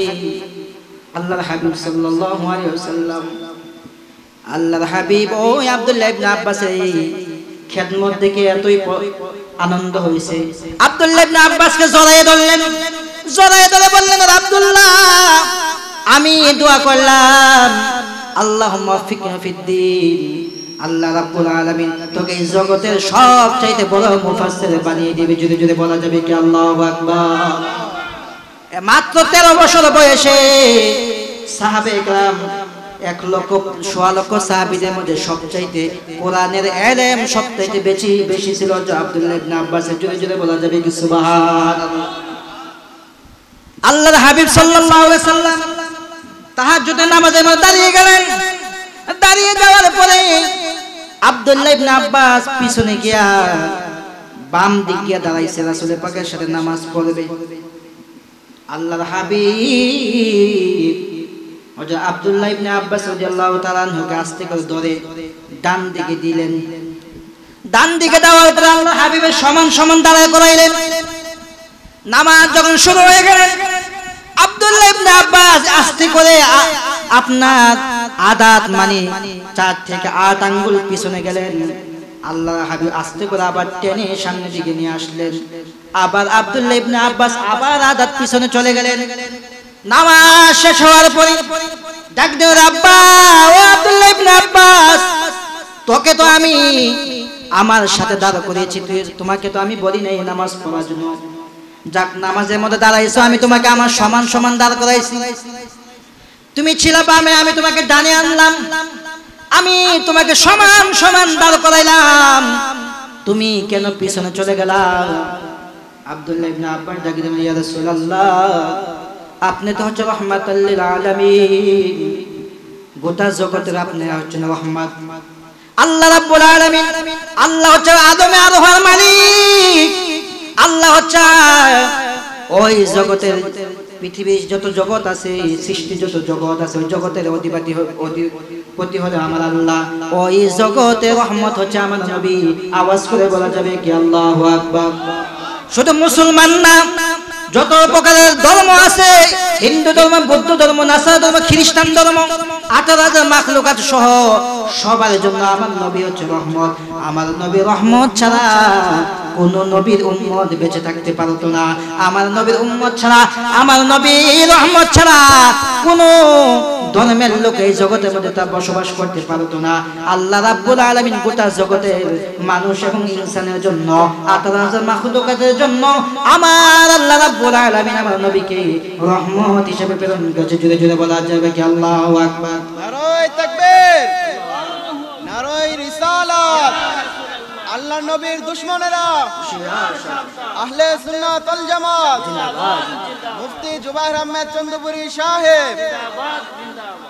আব্দুল্লাহ ইবনে আব্বাস বলেন, ইয়া রাসূলুল্লাহ, আপনি হচ্ছে সকল নবীদের নবী, ইমামুল মুরসালিন, খাতামুন নবিয়্যিন, সাইয়্যিদুল মুরসালিন, শাফিউল মুজনাবিন, রহমত আলা বরকত আলা নূরে মুজাসসাম, নূরুন আলা নূর, হযরত মুহাম্মদুর রাসূলুল্লাহ সাল্লাল্লাহু আলাইহি ওয়াসাল্লামের সঙ্গে আমি সাথে সাথে আমি আপনার সমান সমান দাঁড়িয়ে দাঁড়িয়ে নামাজ পড়বো, এটা তো কোনোদিন হতে পারে না। আমি এত বড় বিয়াদবি করতে পারবো না। এই জন্য আমি 9 বছরের বাচ্চা হওয়ার পরেও আমি আস্তে করে পিছনের মধ্যে চলে গেলাম। জোরে জোরে বলা যাবে কি ইয়া রাসূলুল্লাহ। আল্লাহ রাব্বুল আলামিন আব্বাসের এই যে আমলটা পছন্দ হয়ে গেছে, এটার মধ্যে শরীয়তের 2টা বিধান আসছে। 1 নাম্বার বিধান, যখন ইমাম সাথে যখন মুসল্লি থাকে একজন, তখন ইমামের ডান দিকে থাকে মুসল্লি, ঠিক কিনা বলেন? ইমাম একজন, মুসল্লি একজন, 2 জন, তাহলে ইমামের ডান দিকে মুসল্লি দাঁড়াবে, বাম দিকে না। কিন্তু আব্বাস কিন্তু প্রথম বাম দিকে দাঁড়িয়েছিল, আল্লাহর হাবিব ডান দিকে নিছে, মানে ওই দিন থেকে শুরু হয়ে গেছে ইমামের সাথে ডান দিকে থাকবে একজন মুসল্লি থাকবে ইমামের ডান দিকে সবচেয়ে বেশি ফজিলত। আল্লাহর হাবিব বলেছে ইমামের ডান দিকে যারা দাঁড়াবে আল্লাহ রাব্বুল আলামিনের ফেরেশতারা তাদের জন্য প্রতিযোগিতা লেগে যায় তাদেরকে বেশি নেক দেওয়ার জন্য। জোরে জোরে বলা যাবে কি সুবহানাল্লাহ। এক নাম্বার মাসালা শরীয়তের বিধান। 2 নাম্বার, আমরা কি যখন একজন দাঁড়াই ইমামের সাথে ইমামের লগে লগে দাঁড়াই নাকি 4 আঙ্গুল বা 6 আঙ্গুল বা 8 আঙ্গুল পিছনে দাঁড়াই কিনা বলেন? ইমাম সাহেবের যেই জায়গায় দাঁড়াবে ইমাম থেকে অল্প একটু পিছনে দাঁড়ান লাগে মুসল্লি যদি একজন থাকে কমপক্ষে 4 আঙ্গুল বা 6 আঙ্গুল পিছনে আমরা মুসল্লি দাঁড়াই, ঠিক কিনা বলেন? ওই দিন থেকে আব্বাসের এই যে আল্লাহর হাবিবের প্রতি মহব্বত ভালোবাসা আদব আল্লাহ রাব্বুল আলামিন এমন পছন্দ করেছে, ওই 2টা বিধান আল্লাহ রাব্বুল আলামিন ওই দিন আব্বাসের প্রশংসার মাধ্যমে আব্বাসের ভালোবাসার মাধ্যমে আল্লাহ দিয়েছে। জোরে জোরে বলা যাবে কি সুবহানাল্লাহ। আব্বাস রাদিয়াল্লাহু তাআলা আনহু নামাজ শেষ হয়ে গেলেন, তিনি কত বড় মুখাক্কিব আলেম ছিলেন, কত বড় আল্লাহর ওলি ছিলেন, কত বড় দরজার অধিকারী ছিলেন। একদিন বাবার সাথে আল্লাহ হাবিবের দরবারে গেলেন, যাওয়ার পরে বাবাকে ডাক দিয়ে বলে আব্বা যান আপনি কি নবী পাকের সাথে কোনো কিছু দেখতে পান কিনা? বলে না আমি তো কোনো কিছুই দেখি না। কেন আপনি দেখেন না? আমি 9 বছরের বাচ্চা দেখি, আপনি কেন দেখেন না? তুমি কি দেখো কি দেখো? আল্লাহর হাবিব ডাক দিয়ে বলে হযরত আব্দুল্লাহ ইবনে আব্বাস আমার সাথে রহমতের ফেরেশতাগুলো দেখতেছে। জোরে জোরে বলা যাবে কি সুবহানাল্লাহ। আল্লাহ রাব্বুল আলামিন ফেরেশতাদের যে মূল আকৃতি ওই আকৃতি হযরত আব্দুল্লাহ ইবনে আব্বাস দেখেছিলেন। বাবা দেখে না, 9 বছরের ছেলে দেখে। একমাত্র নবীর খেদমতের মাধ্যমে, নবীর ভালোবাসার মাধ্যমে, নবীর বুক মুবারকের মধ্যে যখন আব্বাসের বুক লেগে গেছে, এই বুক আর কখনো পৃথিবীর কোনো অন্যান্য বুকের মতো না। আল্লাহ রাব্বুল আলামিন এই বুকের মধ্যে অসংখ্য গণিত ইলম ঢেলে দিয়েছে। জোরে জোরে বলা যাবে কি সুবহানাল্লাহ। যেদিক যাচ্ছিলাম যখন ওই ইহুদি, মনে আসেনি ঘটনাটা? মনে আছে? ওই সালমান ফার্সি 3টা গুণ মিলে গেল। 1 নাম্বার খেজুরের বাগান বেশি থাকবে, 2 নাম্বার আল্লাহর হাবিব সদকা খাবে না, 3 নাম্বার হচ্ছে মোহরে নবুয়াত। 3টাই মিলে গেছে, কালিমা পড়ছে। যখন সন্ধ্যাবেলা যখন ইহুদির বাড়িতে গেছে, ইহুদি ডাক দিয়ে বলে ও সালমান কোথায় গিয়েছিলাম? সালমান বলে আমি আল্লাহর হাবিবের দরবারে গিয়েছিলাম। আমি যেহেতু মুসলমান হয়ে গেছি মিথ্যা কথা বলা যাবে না।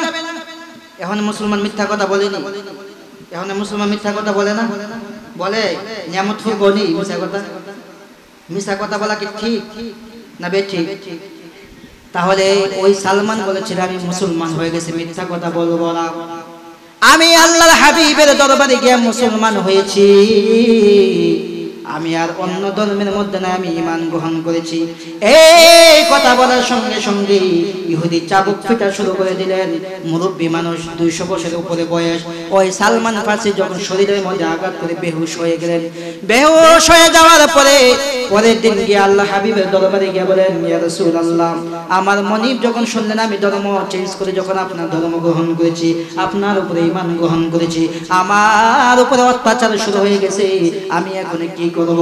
আল্লাহর হাবিব বলেন সালমান তুমি গিয়া তোমার মনিবকে বলবা, তোমার মনিবকে বলবা সে কি চায়, তাকে তোমাকে আজাদ করার জন্য যে সে কি চায় তুমি একটু জেনে আসবা। পরের দিন গিয়া বললেন মনিব আপনি আমাকে আজাদ করে দেন, এর বিনিময়ে আপনি কি চান? ওই ইহুদি ডাকে দিয়ে বলেন আজাদ যদি হতে চাও আমার মরুভূমির মধ্যে জায়গা আছে, ওই জায়গার মধ্যে 400 খেজুর গাছ লাগাইবা। কয়শো খেজুর গাছ? 400 খেজুর গাছ লাগাইবা। 1 বছরের পরে ওই খেজুর গাছের মধ্যে খেজুর ধরতে হইব। 1 বছরের ভিতরে একটা খেজুর গাছও মরতে পারবে না। যদি একটা গাছ মরে যায় তোমাকে আমি আজাদ করব না। এই কথা বলার পরে সালমান ফার্সি রাদিয়াল্লাহু তাআলা আনহু আল্লাহর হাবিবের দরবারে গিয়ে কান্নাকাটি শুরু করে দিলেন। বললেন ইয়া রাসূলুল্লাহ, আমাকে ইহুদি যে শর্ত দিয়েছে এই শর্তের কোনোদিন পূরণ হবে না। কেন পূরণ হবে না? কি বলেছে? সে বলেছে 400 খেজুর গাছ লাগাইতে হইব। একটা খেজুর গাছ মারা গেলে হবে না, এবং 1 বছরের ভিতরে খেজুর গাছের মধ্যে খেজুর ধরতে হবে। আমি জানি, সালমান ফার্সি জানি, ওই সময়ে 7 থেকে 8 বছরের নিচে কোনো খেজুর গাছের মধ্যে খেজুর ধরতো না। তাহলে 8 বছরের খেজুর গাছের মধ্যে খেজুর ধরতো কিভাবে? 1 বছরের খেজুর গাছের মধ্যে খেজুর ধরবে? আবার মরুভূমি জায়গার মধ্যে 400 গাছ লাগাইলে একটা গাছ মরলে হবে না, এই শর্ত দিয়েছে। আমি তো এই শর্ত আমি কুল কিনারা পাচ্ছি না গো নবী। আল্লাহর হাবিব ডাকে দিয়ে বলে, সালমান যাও যাও, তুমি গিয়ে তোমার মনিবকে বলো আগামীকাল 400 খেজুর গাছ সে যেন রাখলে আমি নিজ হাতে 400 খেজুর গাছ রোপণ করবো। জোরে জোরে বলা যাবে কি সুবহানাল্লাহ? এই কথা বলে যখন পরের দিন চলে গেলেন, যাওয়ার পরে রে ভাই 400 খেজুর গাছ সাহাবে কেরাম সকলে উপস্থিত। সাহাবীরা গর্ত করে আল্লাহর হাবিব এক একটা খেজুর গর্তের মধ্যে এক একটা করে খেজুর গাছ লাগানোর পরে 399টা লাগানোর পরে একটা গাছ বাকি আছে। হযরত ওমর ডাক দিয়ে বলে, ইয়া রাসূলুল্লাহ, আপনি তো 399টা গাছ লাগাইছেন, একটা গাছ আমাকে দেওয়া যাবে কি লাগানোর জন্য? জোরে জোরে বলা যাবে কি আল্লাহু আকবার? আল্লাহ হাবিব বললেন, আচ্ছা তুমি একটা গাছ লাগাও। লাগানো কয়েকদিন পরে যেই গাছটা ওমর লাগাইছে ওই গাছটা আস্তে আস্তে করে লাল হয়ে যাচ্ছে। যখন লাল হয়ে যাচ্ছে, সালমান ফার্সি অন্তরের মধ্যে বই চলে আসছে, গাছটা যদি মারা যায় আমাকে তো সে আর আজাদ করবে না। এই কথা বলে আল্লাহ হাবিব বলে, ইয়া রাসূলুল্লাহ, 399টা গাছ আপনি লাগাইছেন, আর একটা গাছ লাগাইছে হযরত ওমর। যেই গাছটা ওমর লাগাইছে আজকে কয়েকদিন হইল মাত্র, গাছটা আস্তে আস্তে জিমাই যাচ্ছে, লাল হয়ে যাচ্ছে। আল্লাহ হাবিব বলেন, সমস্যা নাই, আমি গাছটা, তুমি গিয়ে গাছটা উপরাও, আমি আবার এই গাছটাকে লাগাই দেবো। আল্লাহ হাবিবের হাত মোবারক দিয়ে যখন এই খেজুর মরা যেই গাছটা যে আপনার লাল হয়ে গিয়েছিল ওই গাছটা যখন আল্লাহ হাবিব ধরে যখন আবার লাগাইলেন, আল্লাহর হাবিব লাগানোর সঙ্গে সঙ্গে আগের যে 399টা গাছ ছিল ওই 399টা গাছের মতো এই একটা গাছ হয়ে গেছে। জুড়ে জুড়ে বলা যাবে কি ইয়া রাসূলুল্লাহ? মুসিবতে না পাই যদি, মুসিবতে না পাই যদি করো তোমার কবরে হাসরে কি হবে আমার? কবরে হাসরে কি হবে আমার? আছি গডবে আমি পাপেরি সাগরে, সবাই বলেন, আছি গডবে আমি পাপেরি সাগরে, না জানি কি হবে উফারে হাসরে, না জানি কি হবে কঠিন হাসরে। তোমারি সুপারিশ বিনে, তোমারি সুপারিশ বিনে কেমনে হব পার কবরে হাসরে কি হবে আমার? আওয়াজ করে বলা যাবে কি ইয়া রাসূলুল্লাহ? আল্লাহর হাবিব ওই ওমর রাদিয়াল্লাহু তাআলা যে গাছটা লাগিয়েছিলেন, ওই গাছটা লাগানোর পরে ওই গাছটা আগের মতো তাজা হয়ে গেছে। 1 বছর যাওয়ার পরে একটা গাছও মরে নাই। 1 বছর যাওয়ার আগে আল্লাহ রাব্বুল আলামিন প্রত্যেকটা খেজুর গাছের মধ্যে খেজুর ধরেছে। জোরে জোরে বলা যাবে কি ইয়া রাসূলুল্লাহ? যেই খেজুর গাছ 7 বছর নিচে খেজুর ধরতো না, আল্লাহর হাবিবের হাত মোবারক লাগার সঙ্গে সঙ্গে 1 বছরের মধ্যে খেজুর গাছ ধরলো। খেজুর গাছের মধ্যে খেজুর ধরলো, একটা গাছও মরে নাই। ওই সালমান ফার্সি রাদিয়াল্লাহু তাআলা যখন ইন্তেকালের সময় হলো, সাহাবে 250 বছর হায়াত পেয়েছিলেন, বলেছিলেন সাহাবে কেরামকে ডাক দিয়ে, আমার সাহাবীরা, আমি তো বিশাল সম্পদ রেখে যাচ্ছি। কি সম্পদ? আমার একটা পাঞ্জাবি, একটা আবা, একটা পাগড়ি, একটা লাঠি, একটা কাঠের পেয়ালা, একটা গ্লাস, একজন জুতা আমার কাছে তো অনেক সম্পদ। আমি যখন মারা যাব আমার পাগড়ি দিয়া, আমার পাঞ্জাবি দিয়া, আমার আবা দিয়া আমাকে কাফনে কাপড় বানাইবা, আর বাকি যা কিছু থাকবে সবগুলা তুমি আল্লাহর রাস্তায় সদকা করে দিবা। জোরে জোরে বলা যাবে কি সুবহানাল্লাহ। একটু চিন্তা করে দেখেন সালমান পাশে কি আছে? একটা পাঞ্জাবি, একটা পাগড়ি, একটা আবা, একটা প্লেট, একটা গ্লাস, একজন জুতা। তারপরেও পেরেশান, সে ধনী হয়ে গেছে। মরার সময় ওসিয়ত করে যাচ্ছে পাগড়ি এবং পাঞ্জাবি আবার ছাড়া বাকি সবগুলা মারা যাওয়ার পরে সদকা করা দেওয়ার জন্য।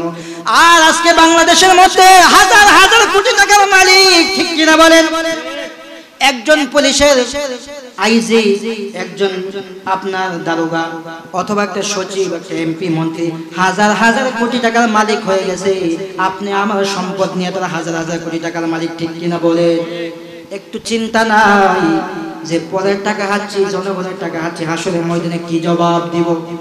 সাহাবায়ে কেরামের জিন্দেগি তালিশ করে দেখেন, কোন সাহাবীদের কোনো সম্পদ ছিল না, জান মাল ছাড়া আর কোনো কিছুই ছিল না। আমি বলেছিলাম যে আমি শেষ ফিনিশিং এর মধ্যে পিতা মাতার কয়েকটা কথা বলবো, সবাই শুনতে রাজি আছেন কিনা বলেন? কারণ পিতা মাতা এখনকার সমাজে অনেক অবহেলিত। কেমন অবহেলিত? পিতা মাতার আমরা খেদমত করতে জানি না, পিতা মাতার খেদমত আমরা করি না। কেন করি না একটু শুনে যান। করলে কি ফায়দা হবে, না করলে কি লস হবে, একটু গভীর মনোযোগ সহকারে শ্রবণ করুন। আল্লাহর হাবিবের দরবারে একজন সাহাবী আসলেন। আবু হুরায়রা বলেন, ইয়া রাসূলুল্লাহ, আল্লাহর হাবিবের দরবারে একজন সাহাবী আসলেন, বললেন, ইয়া রাসূলুল্লাহ, আমার কাছে সম্মান পাওয়ার অধিক যোগ্যতাকে কে খেদমত কে বেশি পাবে? আল্লাহর হাবিব বললেন, তোমার মা। আবার বললেন, তারপরে কে? আল্লাহর হাবিব বললেন, তোমার মা। সাহাবী বললেন, তারপরে কি? বললেন, তোমার মা। আবু হুরায়রা বললেন, আল্লাহর হাবিব তিনবার মায়ের কথা বললেন, 4 নাম্বার বললেন তোমার বাবা। আপনারা প্রশ্ন করতে পারেন, হুজুর কেন মার কথা 3বার বললেন, বাবার কথা 1বার বললেন? আল্লাহ কোরআনে এটা বলে দিয়েছেন, কারণ 3টা কষ্ট মা বাবার চাইতে বেশি করেছে, যা দুনিয়ার কোনো মানুষ করে না। 1 নাম্বার কষ্ট, ওয়াসাইনাল ইনসানা বিওয়ালিদিহি ইহসানা। আল্লাহ বলে দিয়েছো, আমার দুনিয়ার বান্দা বান্দিরা, তোমরা তোমার পিতা মাতার খেদমত করো, পিতা মাতার সাথে সদাচরণ করো, ভালো আচরণ করো। হামালাতু উম্মুহু কুরহা, এবং তোমার মা, যে মা, খেয়াল রাখবেন যে 3টা গুণ কেন বেশি। হামালাতু উম্মুহু কুরহা, মা এমন মা যে মা সন্তানকে গর্ভধারণ করেছে। কোন বাবা গর্ভধারণ করে? এই গর্ভধারণ কোন পৃথিবীর বাবা করে না, সব মারা করে। এই জন্য পৃথিবীর মারা গর্ভধারণ করে এমন কষ্ট, 10 মাস 10 দিন এই সন্তান পেটের মধ্যে রাখার কারণে সন্তান কত লাথি মেরেছে, এই সন্তান কত মায়ের রক্ত খেয়ে খেয়ে বেঁচেছিলেন। 10 মাস 10 দিন মা কোনো শান্তিতে ঘুমাইতে পারে না। খাইতে বসলে সন্তান যখন কলিজার মধ্যে লাথি মারে, মা পেট সরাই দিয়া তারপরেও সন্তানের জন্য দোয়া করে না। হামালাতু উম্মুহু কুরহা, 1 নাম্বার গুণ হচ্ছে মা সন্তানকে পেটের মধ্যে ধারণ করে। ওয়া ওয়াদাআতু কুরহা, সন্তান 10 মাস 10 দিন হওয়ার পরে ওয়া ওয়াদাআতু কুরহা, ওই সন্তানকে মা যখন জন্ম দেয়, জন্ম দিতে গিয়ে যখন প্রসব বেদনায় যখন কাতর হয়ে যায়, মুফাসসির কেরাম বলেছেন, ওই সন্তান জন্ম দিতে গিয়ে যে ব্যথা অনুভব করে, এই ব্যথাটা শরীরের মধ্যে 200 হাড্ডি যদি একসাথে ভেঙে ফেলা হয়, যেই পরিমাণ কষ্ট হয়, তার চাইতে বেশি কষ্ট মা সন্তান জন্ম দিতে গিয়া ওই সন্তানের কষ্ট ভোগ করে। জোরে জোরে বলা যাবে কি আল্লাহু আকবার। সন্তান কোন পুরুষ জন্ম দেয় না। 2 গুণ। 3 নাম্বার গুণ হচ্ছে হামালাতু উম্মুহু কুরহা ওয়া ওয়াদাআতু কুরহা ওয়া ফিসলু 30 শাহরা, সন্তানকে মা দুধ খাওয়ায়, ঠিক কিনা বলেন? কোন বাবা খাওয়ায়, দুধ খাওয়ায়, 2 বছর পর্যন্ত দুধ খাওয়ায়। দুধের কথা একটু বলে দিচ্ছি, 70 ফোঁটা পানি থেকে 1 ফোঁটা দুধ হয়। আমরা যখন 70 ফোঁটা পানি খাই, এই পানি থেকে 1 ফোঁটা দুধ হয়। আর 70 ফোঁটা দুধ থেকে এক ফোঁটা 70 ফোঁটা রক্ত থেকে এক ফোঁটা দুধ আল্লাহ বানাই দিয়ে জুড়ে জুড়ে বলা যাবে কি সুবহানাল্লাহ।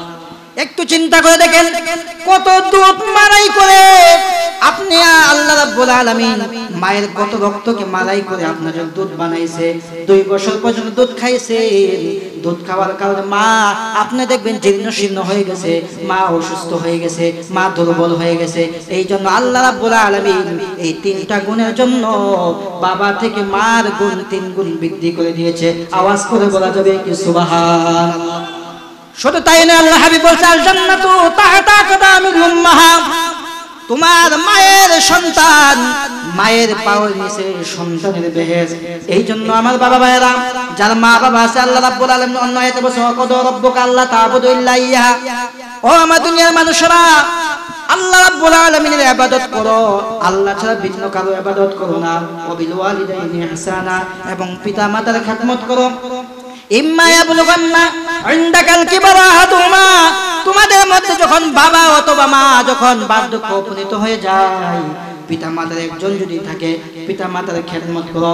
ইম্মা ইয়াবলুগান্না ইনদাকাল কিবারা আহাদুহুমা আও কিলাহুমা ফালা তাকুল লাহুমা উফ, তাদেরকে এমন কোন কথা বললো না, এমন কোন আচরণ করো না, তোমার আচরণে কষ্ট পাইয়া মা যেন উফ না বলে, অথবা মার কোনো কথা শুন না তুমি কষ্ট পাইয়া নিজে উফ শব্দ ব্যবহার করো না। উফি ওয়ালা তানহারহুমা, এবং পিতামাতাকে ধমক দিও না। পিতামাতাকে ধমক দিয়ে কথা বললো না। কেন ধমক দিয়ে কথা বলো না? কারণ পিতামাতাকে ধমক দেওয়ার পিতা মাতা এমন লোক না যে ধমক দিয়ে কথা বলবা। ওয়ালা তানহারহুমা ওয়া কুল লাহুমা কাওলান কারীমা, এবং পিতা মাতার সাথে নম্র ভদ্র ব্যবহার করো, কথাবার্তা বলো। এখানে মুফাসসির کرام বলেছেন যে সন্তান এমএ পাস, বিএ পাস অথবা অনার্স মাস্টার্স পাস, মা বাবা মূর্খ, তারা কোনো প্রাথমিক কোনো জ্ঞান নাই, তাদের আপনার কোনো পড়াশোনাই করে নাই, ওই পিতা মাতার সাথে তোমরা যখন কথা বলবা শুদ্ধ কথা বললো না। যেই কথা বললে তোমার আব্বা আম্মা তাড়াতাড়ি বুঝবে, যেই কথা বললে তোমার পিতা মাতা সুন্দরভাবে বুঝবে, ওই ভাষা দিয়ে কথা বলবা। ওয়ালা তাকুল লাহুমা কাওলান কারীমা, ওই সুন্দর ভাষা দিয়ে কথা বলো। যদি বলা যাবে কি সুবহানাল্লাহ। ওয়াখফিদ লাহুমা জানাহা যুল্লি মিনার রাহমা, মা বাবার পায়ের নিচে রহমতের দানা বিছিয়ে দাও। নম্র হয়ে যাও, ভদ্র হয়ে যাও, মা বাবার সামনে নম্র ভদ্র ব্যবহার করো, এবং আল্লাহর কাছে দোয়া করো। ওয়াকুর রাব্বিরহামহুমা কামা রাব্বায়ানি সগীরা। ওগো আল্লাহ, আমি যখন ছোট ছিলাম, আমি যখন বুঝতাম না, তখন আমার আব্বা আম্মা আমাকে কত সুন্দরভাবে লালন পালন করেছে, আমাকে কোনো কষ্ট দেয় নাই। আমি কষ্ট পাইলে মা বাবা নিজেকে কষ্ট পাইতেন। আমি যখন অসুস্থ হয়ে যাইতাম, মা বাবার চিন্তার মধ্যে পেরেশান হয়ে যাইতেন। সন্তান যখন অসুস্থ হয়, মা আল্লাহর কাছে বলো, আল্লাহ তুমি আমাকে উঠাই নাও, আমাকে উঠাই নাও, বিনিময়ে আমার সন্তানকে বাঁচিয়ে দাও।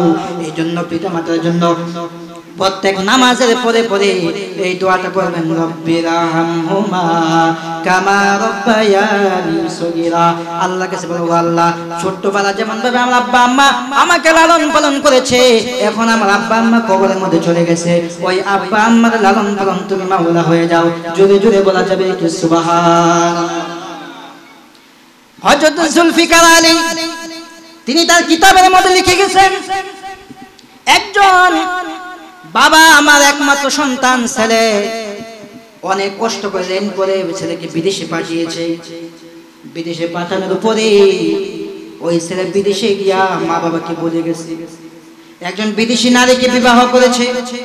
বিবাহ করার পরে সন্তান মাকে বাবাকে বলে গেছে, মা বাবার কোনো খবর নেই না বিদেশ থেকে। ওই আব্বা আম্মা যেহেতু অভাবের সংসার, ক্ষেত্রা যেহেতু কোনো রুজি রোজগার করতে পারে না, ওই আব্বা আম্মা বাড়ি বেচে দিয়েছে। বাড়ি বেচে দিয়ে আল্লাহর কি মহিমা, বাবাটা মারা যাওয়ার পরে 20 থেকে 30 বছর যখন অতিক্রম হয়ে গেলেন, অতিক্রম হওয়ার পরে ওই সন্তান বিদেশে আল্লাহর কি গজব নাজিল হইল। ওই সন্তান আল্লাহ এমন একটা রোগ দিয়েছে, রোগ দেওয়ার সঙ্গে সঙ্গে তার যৌবন ক্ষমতা আর নাই, রোগের কারণে যৌবন চলে গেছে। সে অসুস্থ হয়ে গেছে। অসুস্থ হয়ে যাওয়ার পরে ওই তার স্ত্রী যৌবন না থাকার কারণে তাকে ছেড়ে দিয়েছে, স্ত্রীও ছেড়ে দিয়েছে। যে অসুস্থ হওয়ার পরে আগে যে মালিকের কাজ করতেন, মালিকও তাকে রাখে নাই, তাকে বাংলাদেশে পাঠাই দিছে। পাঠানোর পরে ওই যুবক যখন বাড়িতে আসলেন, আসার পরে দেখলেন ওই বাড়ির মধ্যে কোনো ঘর বাড়ি নাই, কোনো ঘর নাই। ওই বাড়ির মধ্যে একজন কিছু আঙ্গুরের বাগান করে রাখছে, এক কোণা দিয়ে একটা ছোট্ট ঘর। সে বাড়ির প্রথম চিনে নাই, পরে চিনা পরে ডাক দিন, কে আছেন গো, এই ঘরের মধ্যে কে আছে? ওই ঘর থেকে একজন মালি বের হলেন। বের হওয়ার পরে বলেন, কে আপনি? ওই যুবক ডাকে দিয়ে বলেন, এই বাড়ির মালিক কোথায়? বলেন, এই বাড়ির মালিক সে কয়েকদিন আগে মারা গেছে। মারা যাওয়ার পরে ওই তার স্ত্রী এই বাড়ি থেকে চলে গেছে। আমি জানি সে একটা পুষ্কুনির আঙ্গিনার মধ্যে, সে একটা ছোট্ট কুড়ের মধ্যে থাকে, ওই জায়গার মধ্যে গিয়ে খোঁজ নাও। ওই সন্তান চোখের পানি ছেড়ে দিয়েছে, বাবার লাশটা আমি দাফন করতে পারি নাই, আমি বিদেশে যাওয়ার কারণে বাবা মাকে বলে গেলাম, কেমন নাফরমান সন্তান হইলাম, অভাবের তাড়নায় আমার আব্বাজান বাড়িটা বেঁচে দিয়েছি। আমি কি সন্তান এমন ভাবে কান্নাকাটি করে যখন ওই বাড়ি ওই পুষ্কুনির কোণার মধ্যে গিয়ে দেখেন মা এখনো আসে নাই। মা যখন সন্ধ্যা হয়ে গেছে, মাগরিবের কিছুক্ষণ আগে ওই মহিলা ভিক্ষা করে সন্তানের সুখে, স্বামীর সুখে সে অন্ধ হয়ে গেছে। আজকে 20-30 বছর হয়েছে, সন্তান একটা দিন মাকে খবর নেই না। একমাত্র ছেলের জন্য কান্না করতে করতে মা অন্ধ হয়ে গেছে। যেমন ভাবে হযরত ইউসুফ আলাইহিস সালাতু ওয়াস সালামের আব্বা জান হযরত ইয়াকুব আলাইহিস সালাতু ওয়াস সালাম, ছেলে ইউসুফ নবী যখন কান্নাকাটি করতে করতে ইয়াকুব নবীর দুইটা চোখ অন্ধ হয়ে গিয়েছিল। সন্তানের সুখে, ইউসুফ নবীর সুখে হযরত ইয়াকুব আলাইহিস সালাতু ওয়াস সালাম অন্ধ হয়ে গিয়েছিল। আল্লাহর কি মহিমা! ইউসুফ নবীর একটা পোশাক যখন ইয়াকুব নবী চোখের মধ্যে লাগাইলেন, লাগানোর সঙ্গে সঙ্গে আগের মতো তিনি সুস্থ হয়ে গেছে। জোরে বলা যাবে কি সুবহানাল্লাহ। ওই মা সন্তানের সুখে অন্ধ হয়ে গেছে, কান্না করতে করতে মাগরিবের আজান হলো।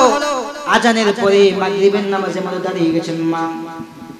ওই সন্তান সাহস হচ্ছে না মাকে ডাক দেওয়ার জন্য, কারণ 20-30 বছর যাবৎ কোনোদিন মার খবর নেই। এই সুখে বাবা মারা গেল, মা সন্তানের জন্য কাঁদতে কাঁদতে অন্ধ হয়ে গেল। সাহস পাচ্ছে না যে সন্তানকে ডাক দিবে, ওরে আমার মা।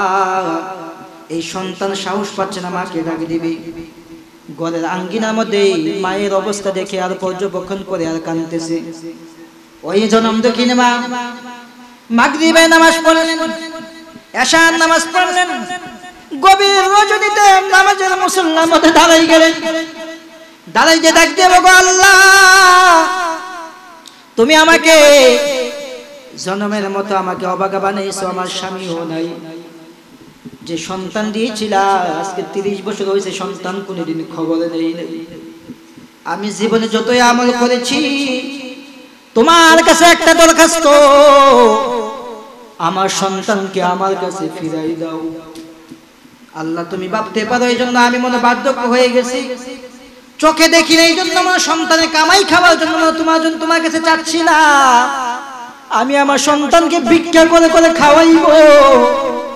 আমি মা চোখে দেখি না, কোনো সমস্যা নাই, কিন্তু আমি মা আমার সন্তানকে ভিক্ষা করে খাওয়াবো। আমি যখন মারা যাব আমার কেউ নাই, আমার লাশটা কে দিবে? এই ঘর থেকে লাশটা কে বের করবে? আমি কার কাদের মধ্যে সাওয়ার হয়ে আমার লাশটা কে বের করবে? আল্লাহ তুমি আমার এই দোয়াটা তুমি আমার কবুল করো। আল্লাহ জীবনে কোনোদিন তোমার কাছে আমি ওইভাবে কোনো কিছু চাই নাই, একমাত্র চাও আমার সন্তান আমার বুকের মধ্যে ফিরিয়ে দাও, যাতে আমার লাশটা যখন মারা যাব, আমার লাশটা নিয়ে যেন আমার সন্তান যেন কবরস্থ করতে পারে। এই দোয়াটুকু কবুল করো। এই কথা বলার পরে সন্তান বাহির থেকে ডাক দিয়ে সাহস পাইছে, যেহেতু মা আমাকে চাচ্ছে। ডাক দিলে, আম্মা, ও মা, আমি তোমার সন্তান, আমি সন্ধ্যার সময় এখানে আসছি, গভীর রজনী, আমি গভীর রজনী হয়ে গেছি, আমি ডাক দিতে পারি নাই, আমি ডাক দেই নাই, আমার সাহস হয় নাই তোমাকে ডাক দেওয়ার জন্য। কিন্তু তুমি যখন আল্লাহর কাছে দোয়া করেছো, আল্লাহ তোমার দোয়া কবুল করেছে। ওগো মা, আমি সন্তান তোমার দরবারে আসলাম, মায়ের কদমের মধ্যে পড়ে গেছে। মা ডাক দিয়ে বলে, সন্তান 20-30 বছর খবর নেও নাই, কোনো সমস্যা নাই, আমি তোমার প্রতি কোনো গোসা, কোনোদিন তোমার জন্য আমি বদদোয়া করি না, সবসময় দোয়া করেছি তুমি যেন ভালো থাকো। এই দেখেন, চিন্তা করে দেখেন, মা সন্তানের জন্য কেমন পাগল। ওগো মা, তুমি এই ধরনের শ্রেষ্ঠ নিয়ামত তোমার পায়ের নিচে রেখেছে জান্নাত, ঠিক কিনা বলেন? ওগো মা, তুমি এই ধরনের শ্রেষ্ঠ নিয়ামত তোমার পায়ের নিচে রেখেছে জান্নাত, ঠিক কিনা বলেন? এই জন্য আমার বাবা ভাইরা, বন্ধুরা, মা বোনেরা, যারা ইয়াং আছেন, যুবক ভাইরা, যারা পুত্রবধূ আছেন, শাশুড়ির খেদমত করেন, যারা সন্তান আছেন, মা বাবার খেদমত করেন। আল্লাহর হাবিব বলে দিয়েছেন, রিদওয়া রাব্বি ফি রিদওয়াল ওয়ালিদাইন ওয়া সাখাতু রাব্বি ফি সাখাতুল ওয়ালিদাইন। আল্লাহ রাব্বুল আলামিনের সন্তুষ্টি, মা সন্তুষ্টি মানে আল্লাহ সন্তুষ্টি, আর পিতা মাতার অসন্তুষ্টি মানে হচ্ছে আল্লাহর অসন্তুষ্টি। এই জন্য আমার বাবা ভাইরা, বন্ধুরা, যার মা বাবা বেঁচে আছে, মা বাবার খেদমত করেন, কদমের মধ্যে পড়ে থাকেন। ঢাকা থেকে আসছেন, বিদেশ থেকে আসছেন, ব্যাগটা আইনা মার কাছে দেন। আপনি মনে করিয়েন না যে আপনার যে আঙ্গুর ফলের ব্যাগটা আইনা আপনার মার কাছে দিচ্ছেন, আপনার মা মানে আপনার সন্তানকে দিবেন, এরকম না। আপনার যে আঙ্গুর ফলের ব্যাগটা আইনা স্ত্রীর কাছে দিচ্ছেন, মনে করেন না যে স্ত্রীর কাছে দিলে আমার সন্তান পাবে, মার কাছে দিলে মা একা খেয়ে ফেলবে, এরকমটা না। মার যেখান থেকে আসবে, আঙ্গুর ফল হোক, বেদানা হোক, কমলা হোক, যেই জাতীয় ফল ফলাদি হোক, মায়ের কাছে দিবে। দেখবেন মা নিজে না খাইয়া আপনার সন্তানদেরকে খাওয়াইবে, ঠিক কিনা বলেন? ঠিক কিনা? এমন পিতামাতা এমন একজন, আল্লাহ হাবিব বলে দিয়েছেন যে আল্লাহ এবং পিতামাতার মধ্যে কোনো পর্দা নাই। আল্লাহ রাব্বুল আলামিনের কাছে যখন পিতামাতা যখন দোয়া করে, দোয়া করলে কবুল, বদদোয়া করলে কবুল। এছাড়া এমন কোন মানুষ নাই যে দোয়া করলেও কবুল, বদদোয়া করলেও কবুল, ঠিক কিনা বলে? পিতামাতা এমন একটা, আল্লাহ রাব্বুল আলামিন এমন সম্মান দিয়েছেন, বলছে আমার ইবাদতের পরে তোমরা পিতামাতার খেদমত করো। এবং পিতামাতা যখন দোয়া করে, সঙ্গে সঙ্গে দোয়াটা কবুল হয়ে যায়, ভুললে মিস হবে, পিতামাতার দোয়া মিস হবে না, ঠিক কিনা বলে? ওই পিতামাতা খেদমত করা দরকার আছে কিনা বলেন? এই জন্য অনেকে আব্বা নাই, আছে না এরকম? কার কার আব্বা নাই একটু হাত তুলে দেখান তো, যে কার কার আব্বা নাই। দেখছেন, বেশিরভাগ মানুষের বাবা নাই, মা নাই। কার কার? এ দেখেন, আমরা যারা এখানে বসছি, বেশিরভাগ আমাদের কারো আব্বা নাই, কারো আম্মা নাই। এমন কে আছেন যে আব্বাও নাই, আম্মাও নাই? কত মানুষ আজকে আফসোস করলে আর এই আফসোসের কোনো কাজে আসবে না। যে আপনি আফসোস করলেন যে আমার আব্বা যদি আজকে থাকতো কত খেদমত করতাম, মা যদি থাকতো কত খেদমত করতাম। আজকে আফসোস করতে করতে চোখের পানি শুকিয়ে যাবে, কিন্তু পিতা মাতাকে আর পাবেন না, ঠিক না বলেন? বাবা তুমি কেমন আছো ছোট্ট মাটির ঘরে, তোমার কথা হৃদয় মাঝে ওরছে বারে বারে। যাদের বাবা নেই একটু খেয়াল করে, বাবা তুমি কেমন আছো ছোট্ট মাটির ঘরে, তোমার কথা হৃদয় মাঝে ওরছে বারে বারে। বাবা গো বাবা, বাবা গো বাবা, কত আদর কত স্নেহ তোমার কাছে পেলাম, সব কিছু হারিয়ে আজকে নিঃস্ব হয়ে গেলাম। সকলে বলেন, সকলে একটু বলার দরকার আছে কিনা বলেন? বাবার জন্য মহাব্বত আছে কিনা বলেন? কত আদর কত স্নেহ তোমার কাছে পেলাম সব কিছু হারিয়ে আজকে নিঃস্ব হয়ে গেলাম। ভালোবাসে তোমায় বাবা বুকটা যে যাইছে রে, ভালোবাসে তোমায় বাবা বুকটা যে যাইছে রে, তোমার কথা হৃদয় মাঝে উড়ছে বারে বারে। বাবা তুমি কেমন আছো ছোট্ট মাটির ঘরে, তোমার কথা হৃদয় মাঝে উড়ছে বারে বারে। তোমার মতো আপন কেহ পাই না তো আর খোঁজে, তাই তো আজ ঘুমের ঘরে অশ্রুতে যাই বেজে। তোমার মতো আপন কেহ পাই না তো আর খোঁজে, তাই তো আজ ঘুমের ঘরে অশ্রুতে যাই বেজে। সুখে থেকো পরম সুখে জান্নাতের ভিতরে, সুখে থেকো পরম সুখে জান্নাতের ভিতরে, তোমার কথা হৃদয় মাঝে উড়ছে বারে বারে। আওয়াজ করে বলা যাবে কি আল্লাহু আকবার। এই জন্য আমার বাবা ভাইয়েরা বন্ধুরা মা বোনেরা, ওই পিতা মাতার খেদমত করলে কি ফায়দা হবে রে ভাই, একটু শুনে যান। পিতা মাতার খেদমত করলে কি ফায়দা। হযরত সুলাইমান আলাইহিস সালাতু ওয়াস সালাম, সুলাইমান নবী একটা সিংহাসন ছিলেন, যেই সুলাইমান নবী মানুষেরও নবী ছিলেন, জিনেরও নবী ছিলেন। মানুষের মানুষ যেমন ভাবে কথা শুনতেন, জিনেরাও সুলাইমান নবীর কথা শুনতেন। আর আমার নবী সব শুধু মানুষ এবং জিন না, 18,000 মাখলুকাতের নবী ছিলেন। যদি বলা যাবে কি সুবহানাল্লাহ। সুলাইমান আলাইহিস সালাতু ওয়াস সালাম এই সিংহাটা এমন সিংহাসনটা ছিল, মাটি দিয়ে চলতো আবার আকাশ দিয়েও চলতো। মাটি এবং আকাশের মধ্যে যে মাঝে যে শূন্য স্থান ছিল, শূন্য জায়গা দিয়ে চলতো। একদিন সুলাইমান আলাইহিস সালাতু ওয়াস সালাম এই শূন্য দিয়ে যখন চলতেছিলেন, নিচের মধ্যে একটা পিপিলিকা বলতেছে, সুলাইমান তুমি আসমানের দিকটা তুমি সিংহাসন দিয়ে ঘুরে ঘুরে তোমার প্রজাদেরকে দেখো, তুমি আল্লাহর নিদর্শন দেখো, কিন্তু পানির নিচে এত নিদর্শন তুমি দেখো না। সুলাইমান নবী পিঁপড়া কথাগুলো শুনলেন, সঙ্গে সঙ্গে তার সিংহাসনের জমিনে নামলেন। নামার পরে সুলাইমান নবীর সাথে যে তার সঙ্গী সাথী ছিল তাকে বললেন, ওরে আমার সঙ্গীর সাথে তুমি পানির নিচে ডুবটা দেখো, পানির নিচে কি নিদর্শন আছে। পানির নিচে যখন গেলেন, যাওয়ার পরে তিনি দেখতে পাইলেন পানির নিচের মধ্যে একটা খাসা, একটা কামরা। ওই কামরার চতুর্পাশে জানালাগুলো খোলা, দরজাগুলো খোলা, কিন্তু এই কামরার মধ্যে দরজাও খোলা, জানালাও খোলা, কিন্তু পানি এক ফোঁটা পানি ঘরের মধ্যে প্রবেশ করে না। এই নিদর্শন দেখার পরে ওই যুবক চলে আসছেন, গিয়ে বললেন, হুজুর আমি তো নিদর্শন নিচের মধ্যে এমন দেখে আসছি, কিন্তু আমি কোনো কিছুই বুঝি না।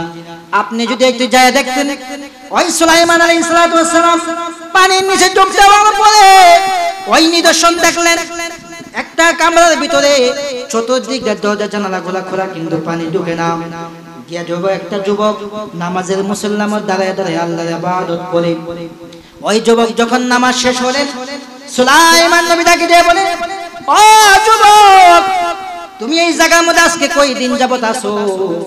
ওই যুবক ডাকে দিয়ে বলে, সুলাইমান নবী এই ঘরের মধ্যে আমি একদিন দুই দিন নয়, আমি আজকে 2000 বছর পর্যন্ত এই ঘরের মধ্যে আছি।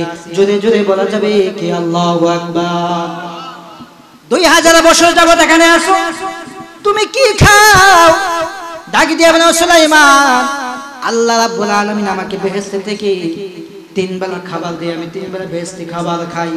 বেহেশতি খাবার খেয়ে আমি আল্লাহ রাব্বুল আলামিন 2000 বছর যাবত ইবাদত বندگی করি। সুলাইমান নবী ডাকি দিয়ে বলে, যুবক তুমি কি এমন আমল করেছো যে আমল করার কারণে আজকে 2000 বছর পর্যন্ত তুমি আল্লাহ রাব্বুল আলামিন তোমাকে পানির নিচে বেহেশতির কামরার মধ্যে তোমাকে রাখে, তোমাকে আল্লাহ রাব্বুল আলামিন বেহেশতি খাবার খাওয়ায়, এর কারণ কি? ওই যুবক ডাকি দেব সুলাইমান নবী আমি আমার পিতা মাতার খেদমত করতাম। কি খেদমত করেছো? বলেছে আমি কসাই ছিলাম, আমি গোস্ত কাটতাম, মানুষের কাছে গোস্ত বিক্রি করতাম। গোস্ত বিক্রি করার পরে আমি সন্ধ্যাবেলা কলিজা নিয়ে বাড়িতে আসতাম। কলিজা আমার মা বাবার জন্য ওই কলিজাগুলা পাক করতাম। পাক কইরা যতক্ষণ পর্যন্ত আমার মা বাবা না খাইতো ততক্ষণ পর্যন্ত আমার কোনো সন্তানদেরকে আমি খাওয়াইতাম না। জোরে জোরে বলা যাবে কি সুবহানাল্লাহ। হঠাৎ একদিন আমি আসতে দেরি হয়ে গেল, আমি দেখলাম আমার সন্তানেরা এমন ভাবে খিদা খেলায় তারা চিল্লা ফাল্লা শুরু করে দিয়েছে। ছোট্ট ছোট্ট বাচ্চারা তারা বোঝে না, খিদা সহ্য করতে পারে না। আমি তার মাকে বললাম এই বাচ্চাগুলা কেন কাঁদতেছে? স্ত্রী ডাকি দিয়ে বলে আমার স্বামী আপনি প্রতিদিন যেই টাইমের মধ্যে আসতেন আজকে তো ওই টাইমে আসেন নাই, অনেক দেরি করে আসছেন। এই বাচ্চাগুলা খিদার যন্ত্রণা সহ্য করতে পারে না, এই জন্য সে কান্নাকাটি করতেছে। কিন্তু ওই সন্তান কেমন মার প্রেমিক, বাবার প্রেমিক, ওই কষাই ওই গোশতগুলা, এই গোশতের টুকরাগুলা পাক করো, পাক করাবো। সন্তানগুলা পাতিলের দিকে তাকিয়ে আছে, সন্তান ছোট্ট ছোট্ট সন্তানগুলা বাবার দিকে তাকিয়ে আছে। আমার বাবা মনে হয় এখন এই গোশতের টুকরাটা আমাদের মুখের মধ্যে দিবে। ছোট ছোট মাসুম বাচ্চাগুলা পাতিলের চতুর্পাশে বসে আছে আর কান্নাকাটি করে বলতেছে মা কখন গোশত পাক হবে, আমরা খিদা সহ্য করতে পারি না। মা বলতেছে আমার সন্তান এতক্ষণ পর্যন্ত যেহেতু সহ্য করো, চার কিছুক্ষণ সময় সহ্য করো, এখনই পাক হয়ে যাবে। পাক শেষ হওয়ার পরে ওই সন্তান স্ত্রীকে ডাকি দিয়ে বলে ও আমার স্ত্রী সন্তানদেরকে কিন্তু এখন খাবার দেওয়া যাবে না, প্রতিদিনের যতক্ষণ পর্যন্ত আমার বৃদ্ধা মা বাবা না খাবে ততক্ষণ পর্যন্তই তোমার ছোট্ট ছোট্ট বাচ্চাদেরকে আমি খাবার দিতে পারবো না। এই কথা বলার পরে পাতিলের মধ্যে থেকে গোশত টুকরাগুলো প্লেটের মধ্যে নিলেন। ওই সন্তান মা এবং বাবা মুখের মধ্যে খাবারগুলো তুলে দিলেন। তুলে দেওয়ার পরে এই মা বাবাকে খাওয়ানোর পরে ওই সন্তান পরে তার নিজের সন্তানকে খাওয়াইলেন। আল্লাহ রাব্বুল আলামিনের কাছে মা দোয়া করলো, গো আল্লাহ যেই সন্তান ছোট ছোট বাচ্চাদেরকে খাওয়াই না আমাদেরকে খাওয়ানোর জন্য আমি দোয়া করি আমার সন্তানকে এমন ভাবে তুমি পানির নিচের মধ্যে বেহেশতি কামরার মধ্যে ভিতরে ঢুকাইয়া 2000 বছর পর্যন্ত তাকে বেহেশতি খাবার খাওয়াইবা এবং সুলাইমান নবীর সাথে সাক্ষাৎ করাইবা। জোরে জোরে বলা যাবে কি সুবহানাল্লাহ। একটু চিন্তা করে দেখেন যে এই সন্তান কেমন বাপ মা পাগল ছিলেন। এই পাগল হওয়ার কারণে মা দোয়া করে গেছে যে আমার সন্তানকে আল্লাহ কিয়ামত পর্যন্ত তাকে পানির নিচের মধ্যে তুমি বেহেশতি খাবার খাওয়াইবা, বেহেশতের আরামায়েশ দিবা, আর কিয়ামত পর্যন্ত সে আল্লাহর কুদরতি ভাবে সেজদা দিবে এবং 2000 বছর যখন অতিক্রম হবে সেকে সুলাইমান নবীর সাথে সাক্ষাৎ করাবা। জোরে জোরে বলা যাবে কি সুবহানাল্লাহ। আমরা কি ওই পিতা মাতার খেদমত করার দরকার আছে কিনা বলেন? এবং বিশেষ করে যারা পুত্রবধূ আছেন শাশুড়ির খেদমত করবেন। কেন খেদমত করবেন? কারণ একদিন তো আপনিও শাশুড়ি হবেন, ঠিক কিনা? সন্তান আমাদের আছে না? আজকে আমার সন্তান, আমি যদি আমার মাকে বাবাকে খেদমত না করি আমার সন্তানও তো আমাদের খেদমত করবে না, ঠিক কিনা বলেন? আপনি যদি আপনার পিতা মাতার খেদমত না করেন একদিন দেখবেন আপনার পিতা সন্তানেরাও আপনার খেদমত করবে না, ঠিক কিনা বলেন? হযরত মালিক ইবনে দিনার তিনি ইরাকের গভর্নর ছিলেন। মালিক ইবনে দিনার তিনি হজ করতে গেলেন। হজ করতে যাওয়ার পরে মালিক ইবনে দিনার তিনি হজ সব কার্যক্রম শেষ, যেদিন চলে আসবেন এর আগের দিন আল্লাহর কাছে দোয়া করেন, আল্লাহ এই বছর যত হাজিরা আপনার হজ করতে আসছে আমার একটু জানার ইচ্ছা কার হজটা কবুল হয়েছে। যদি বলবেন সুবহানাল্লাহ। মালিক ইবনে দিনার ছিলেন অনেক বড় মাপের একজন আল্লাহর ওলি, যে কার হজটা কবুল হয়েছে না। আল্লাহ রাব্বুল আলামিন গভীর রজনীতে যখন আল্লাহর কাছে দোয়া করেন, আল্লাহ ইলহাম পাঠাইলেন যে একজন ব্যক্তি মক্কার অদূরে একটা জীর্ণ শীর্ণ ঘরের মধ্যে সে আছে, তার হজ কবুল হয়নি। মালিক ইবনে দিনার তিনি ওই লোকটাকে খোঁজা শুরু করে দিলেন যে কেন তার হজটা কবুল হইল না।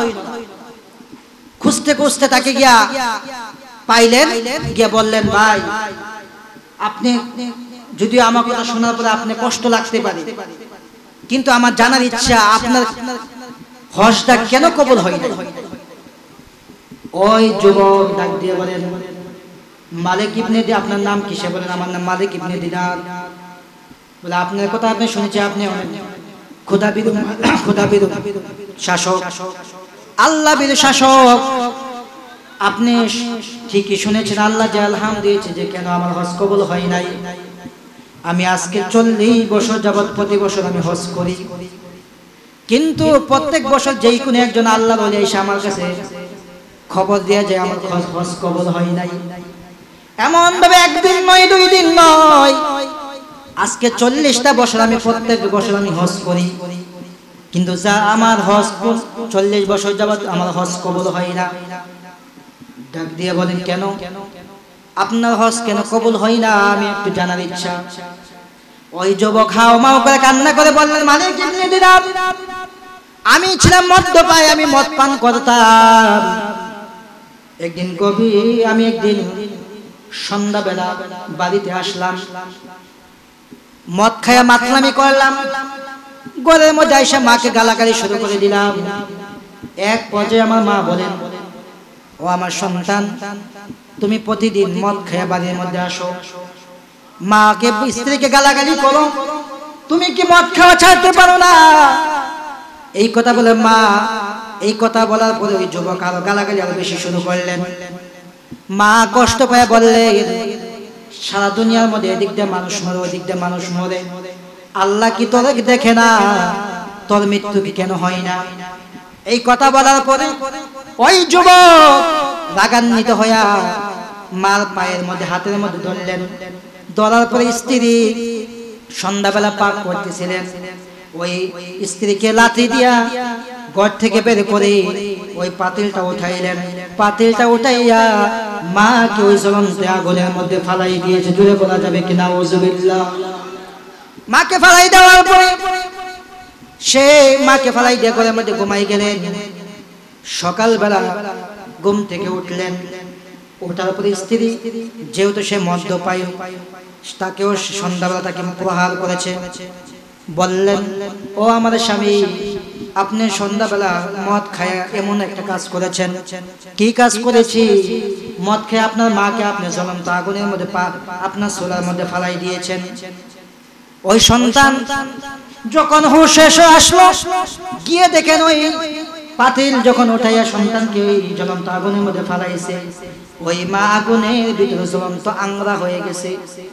ওই সন্তান ওই আংরাগুলা ওই চুলা থেকে আংরাগুলা নিয়ে কাফনের কাপড়ে পিঠে পেঁচাইয়া মাকে কবরে দিলেন। কবর দেওয়ার পরে সে এই দিক দিয়া ছিদ্র করলেন। ছিদ্র করে আমাদের এখানে একটা হাত দিয়ে আছে, দেখবেন, এই হাত দিয়ে নিচে দিয়া ছড়ি দিয়া এবং উপর দিয়া ছড়ি দিয়া সে ছিদ্র করলেন। ছিদ্র করে এখানে মধ্যে একটা শিকল লাগাইয়া আর 2টা পাওয়ার মধ্যে শিকল লাগাইলেন। লাগাই দিয়া ওই দিন বাড়ি থেকে বের হয়ে গেলেন, ওদর মক্কা নগরীতে চলে গেলেন। ওই মক্কা নগরীতে গিয়া আল্লাহর কাবা শরীফের সামনের মধ্যে পড়ে রইলেন। এমন ভাবে প্রত্যেক বছর হজ করার জন্য যখন সময় হয়, হজ করে সারা বছর এই কাবা শরীফের চতুর্পাশে তাওয়াফ করে থাকে। প্রত্যেক বছর একজন আল্লাহর ওলি আয়েশা এসে তাকে খবর দেওয়া যায়, তোমার হজ কবুল হয় নাই। এমন ভাবে 1-2 দিন না, দীর্ঘ 40টা বছর আমি এমন ভাবে হজ করতেছি, কিন্তু আল্লাহ রাব্বুল আলামিন আমার হজ কবুল করে না।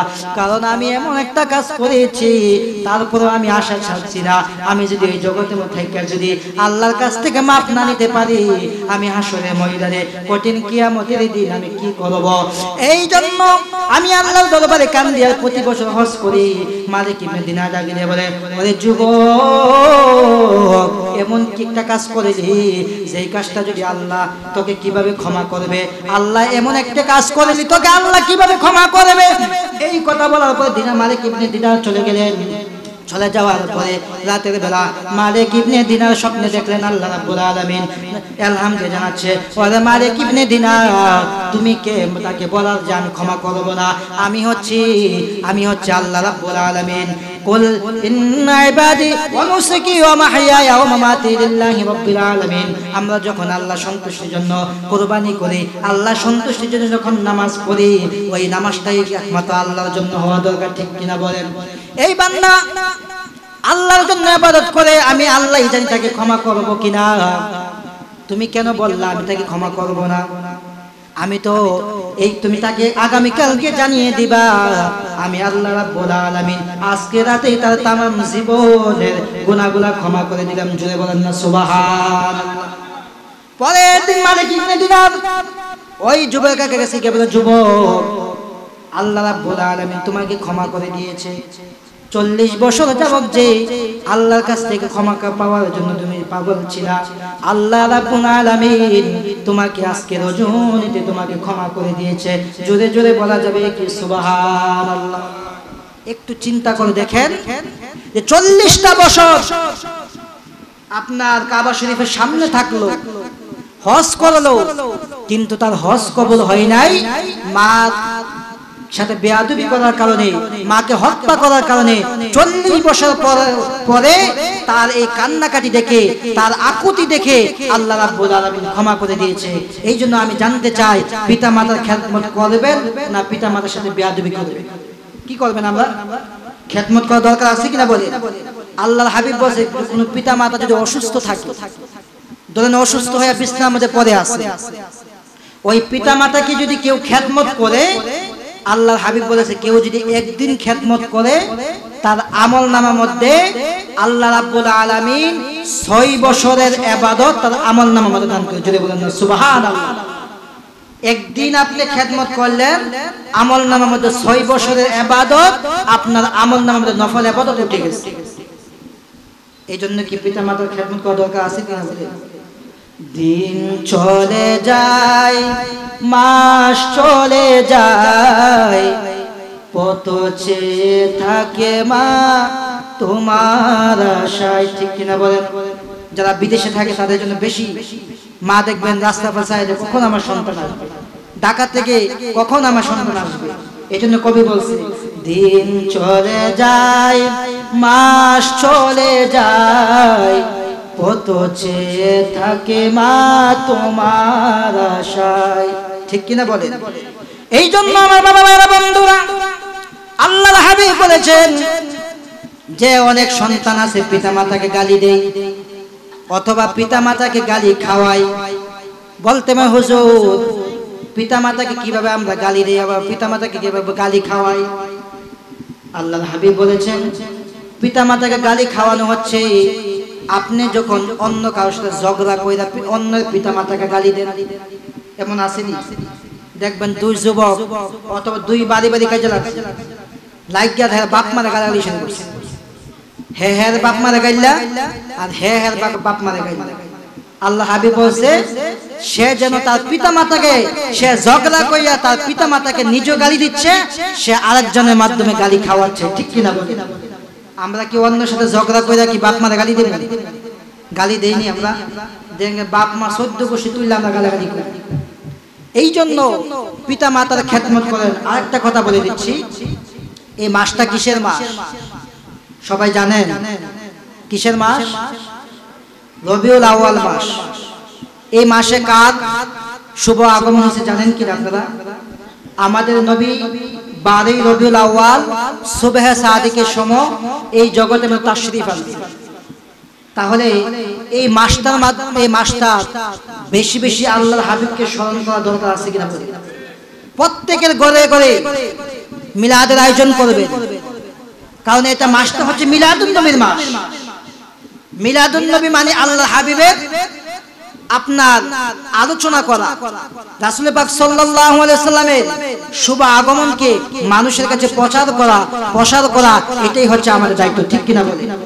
আল্লাহ রাব্বুল আলামিন পবিত্র কোরআনে ইরশাদ করেছেন, উল বিফাদলিল্লাহি ওয়া বিরহমাতিহি ফাবিযালিকা ফালিয়াফরাহু হুয়া খায়রুম মিম্মা ইয়াজমাউন।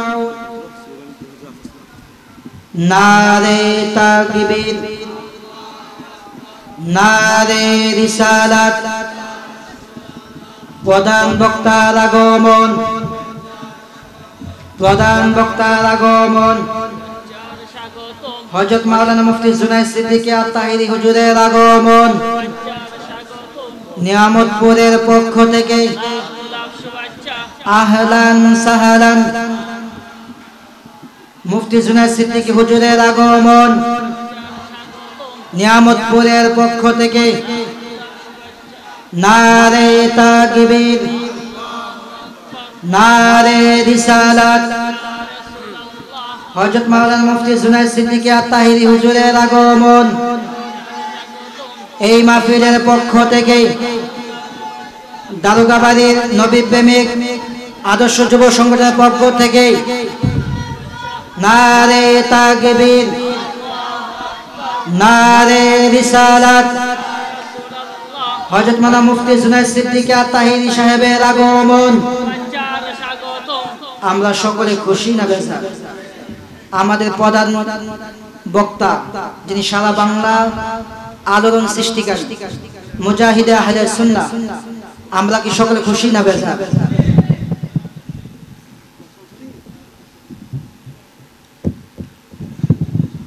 আমার ভাই সারা বাংলাদেশে আলোচনা করে, আপনারা মিডিয়ার মধ্যে দেখেন, ইউটিউবে ফেসবুকে দেখেন।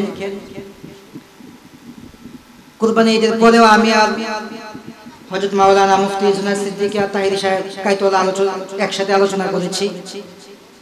নিয়ামতপুর ইনশাআল্লাহ আমাদের দুই বন্ধু দেখা হয়ে গেল। আমার মন থেকে আমি সবসময় আমার ভাইয়ের জন্য, আমার বন্ধুর জন্য দোয়া করি যে সারা বাংলাদেশে যেন আরো তাহিরি, যে নাম পীর মুফতি গিয়াসউদ্দিন তাহিরি, পরে যিনি মাঠ কাঁপাচ্ছেন আমার ভাই হযরত মাওলানা জুনায়েদ সিদ্দিকী সাহেব, আল্লাহ রাব্বুল আলামিন ভাইকে নেক হায়াত দান করে, সকলে বলুন আমিন। আমি আলোচনাটা 2-1 মিনিটে গোছায় ছেড়ে দিচ্ছি। আল্লাহ হাবিব সাল্লাল্লাহু আলাইহি ওয়াসাল্লাম এই জগতে তাশরীফ এনেছেন, যদিও তিনি সকলের সব নবীদের পরে আসছে, কিন্তু আল্লাহ রাব্বুল আলামিন আমাদের নবী কিন্তু সকলের আগে, ঠিক কিনা বলেন? আল্লাহর হাবিব সাল্লাল্লাহু আলাইহি সাল্লাম, আল্লাহর হাবিবের নূর মোবারক সৃষ্টি করার পরে এই নূর মোবারক একদিন নয়, 2 দিন নয়, দীর্ঘ 12,000 বছর পর্যন্ত আল্লাহর ইবাদত করেছে। যদি বলেন সুবহানাল্লাহ। আল্লাহর হাবিবের নূর মোবারক আল্লাহ রাব্বুল আলামিন নিজে সৃষ্টি করতে 1000 বছর লাগছে। কয় হাজার বছর? এই ঘটনাটা কাসাসুল আম্বিয়ার মধ্যে আছে যে আল্লাহ নিজেরই 1000 বছর সময় লাগছে। আর এই নূর মোবারক 12,000 বছর পর্যন্ত ইবাদত করছে। ওদিকে যাচ্ছি না, আমি এখনই আলোচনা সেরে দিচ্ছি। আমার নিয়ামতপুর মধ্যপাড়া দারোগাবাড়ি নবী প্রেমিক আদর্শ যুব সংগঠনের যুবক ভাইয়েরা এবং দারোগাবাড়ির সকল বাবা ভাইয়েরা, মা বোনের সকলে মিলে 9তম বার্ষিক সুন্নি মহাসম্মেলন আয়োজন করেছেন। আমি মন থেকে দোয়া করি আল্লাহ রাব্বুল আলামিন যেন এই সুন্নি সম্মেলনটা কিয়ামত পর্যন্ত কায়েম দায়েম রাখে এবং হযরত মাওলানা বিশেষ ইসলামী চিন্তাবিদ মুজাহিদ আহলে সুন্নাহ, সারা বাংলা আলোড়ন সৃষ্টিকারী হযরত মাওলানা মুফতি জুনায়েদ সিদ্দিকী আত-তাহিরি সাহেব, কুমিল্লা চাঁদপুর, হুজুরের কাছে দোয়া আরজি রেখে এখানে আমার অসমাপ্ত আলোচনা শেষ করে এখানে বিদায় আলোচনা করছি। ওয়া আখিরি দাওয়ানা আলহামদুলিল্লাহি রাব্বিল আলামিন ওয়া মা আলাইনা ইল্লাল বালাগ। আসসালামু আলাইকুম ওয়া রাহমাতুল্লাহি ওয়া বারাকাতুহু।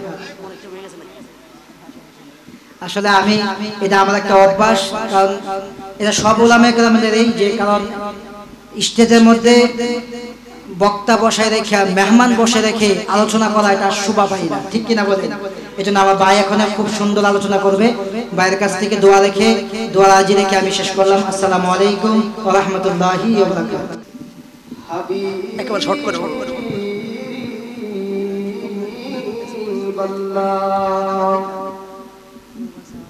হে রাসূল তোমায় ভালোবাসি, অন্তর শুধু মুখে নয়, জান্নাতের আশায় নয় হে রাসূল, জাহান্নাম কি জান্নাতের আশায় নই হে রাসূল জাহান্নাম কি ডরি না হে রাসূল ভালোবাসি অন্তর শুধু মুখী নয় জান্নাতের আশায় নই হে রাসূল জাহান্নাম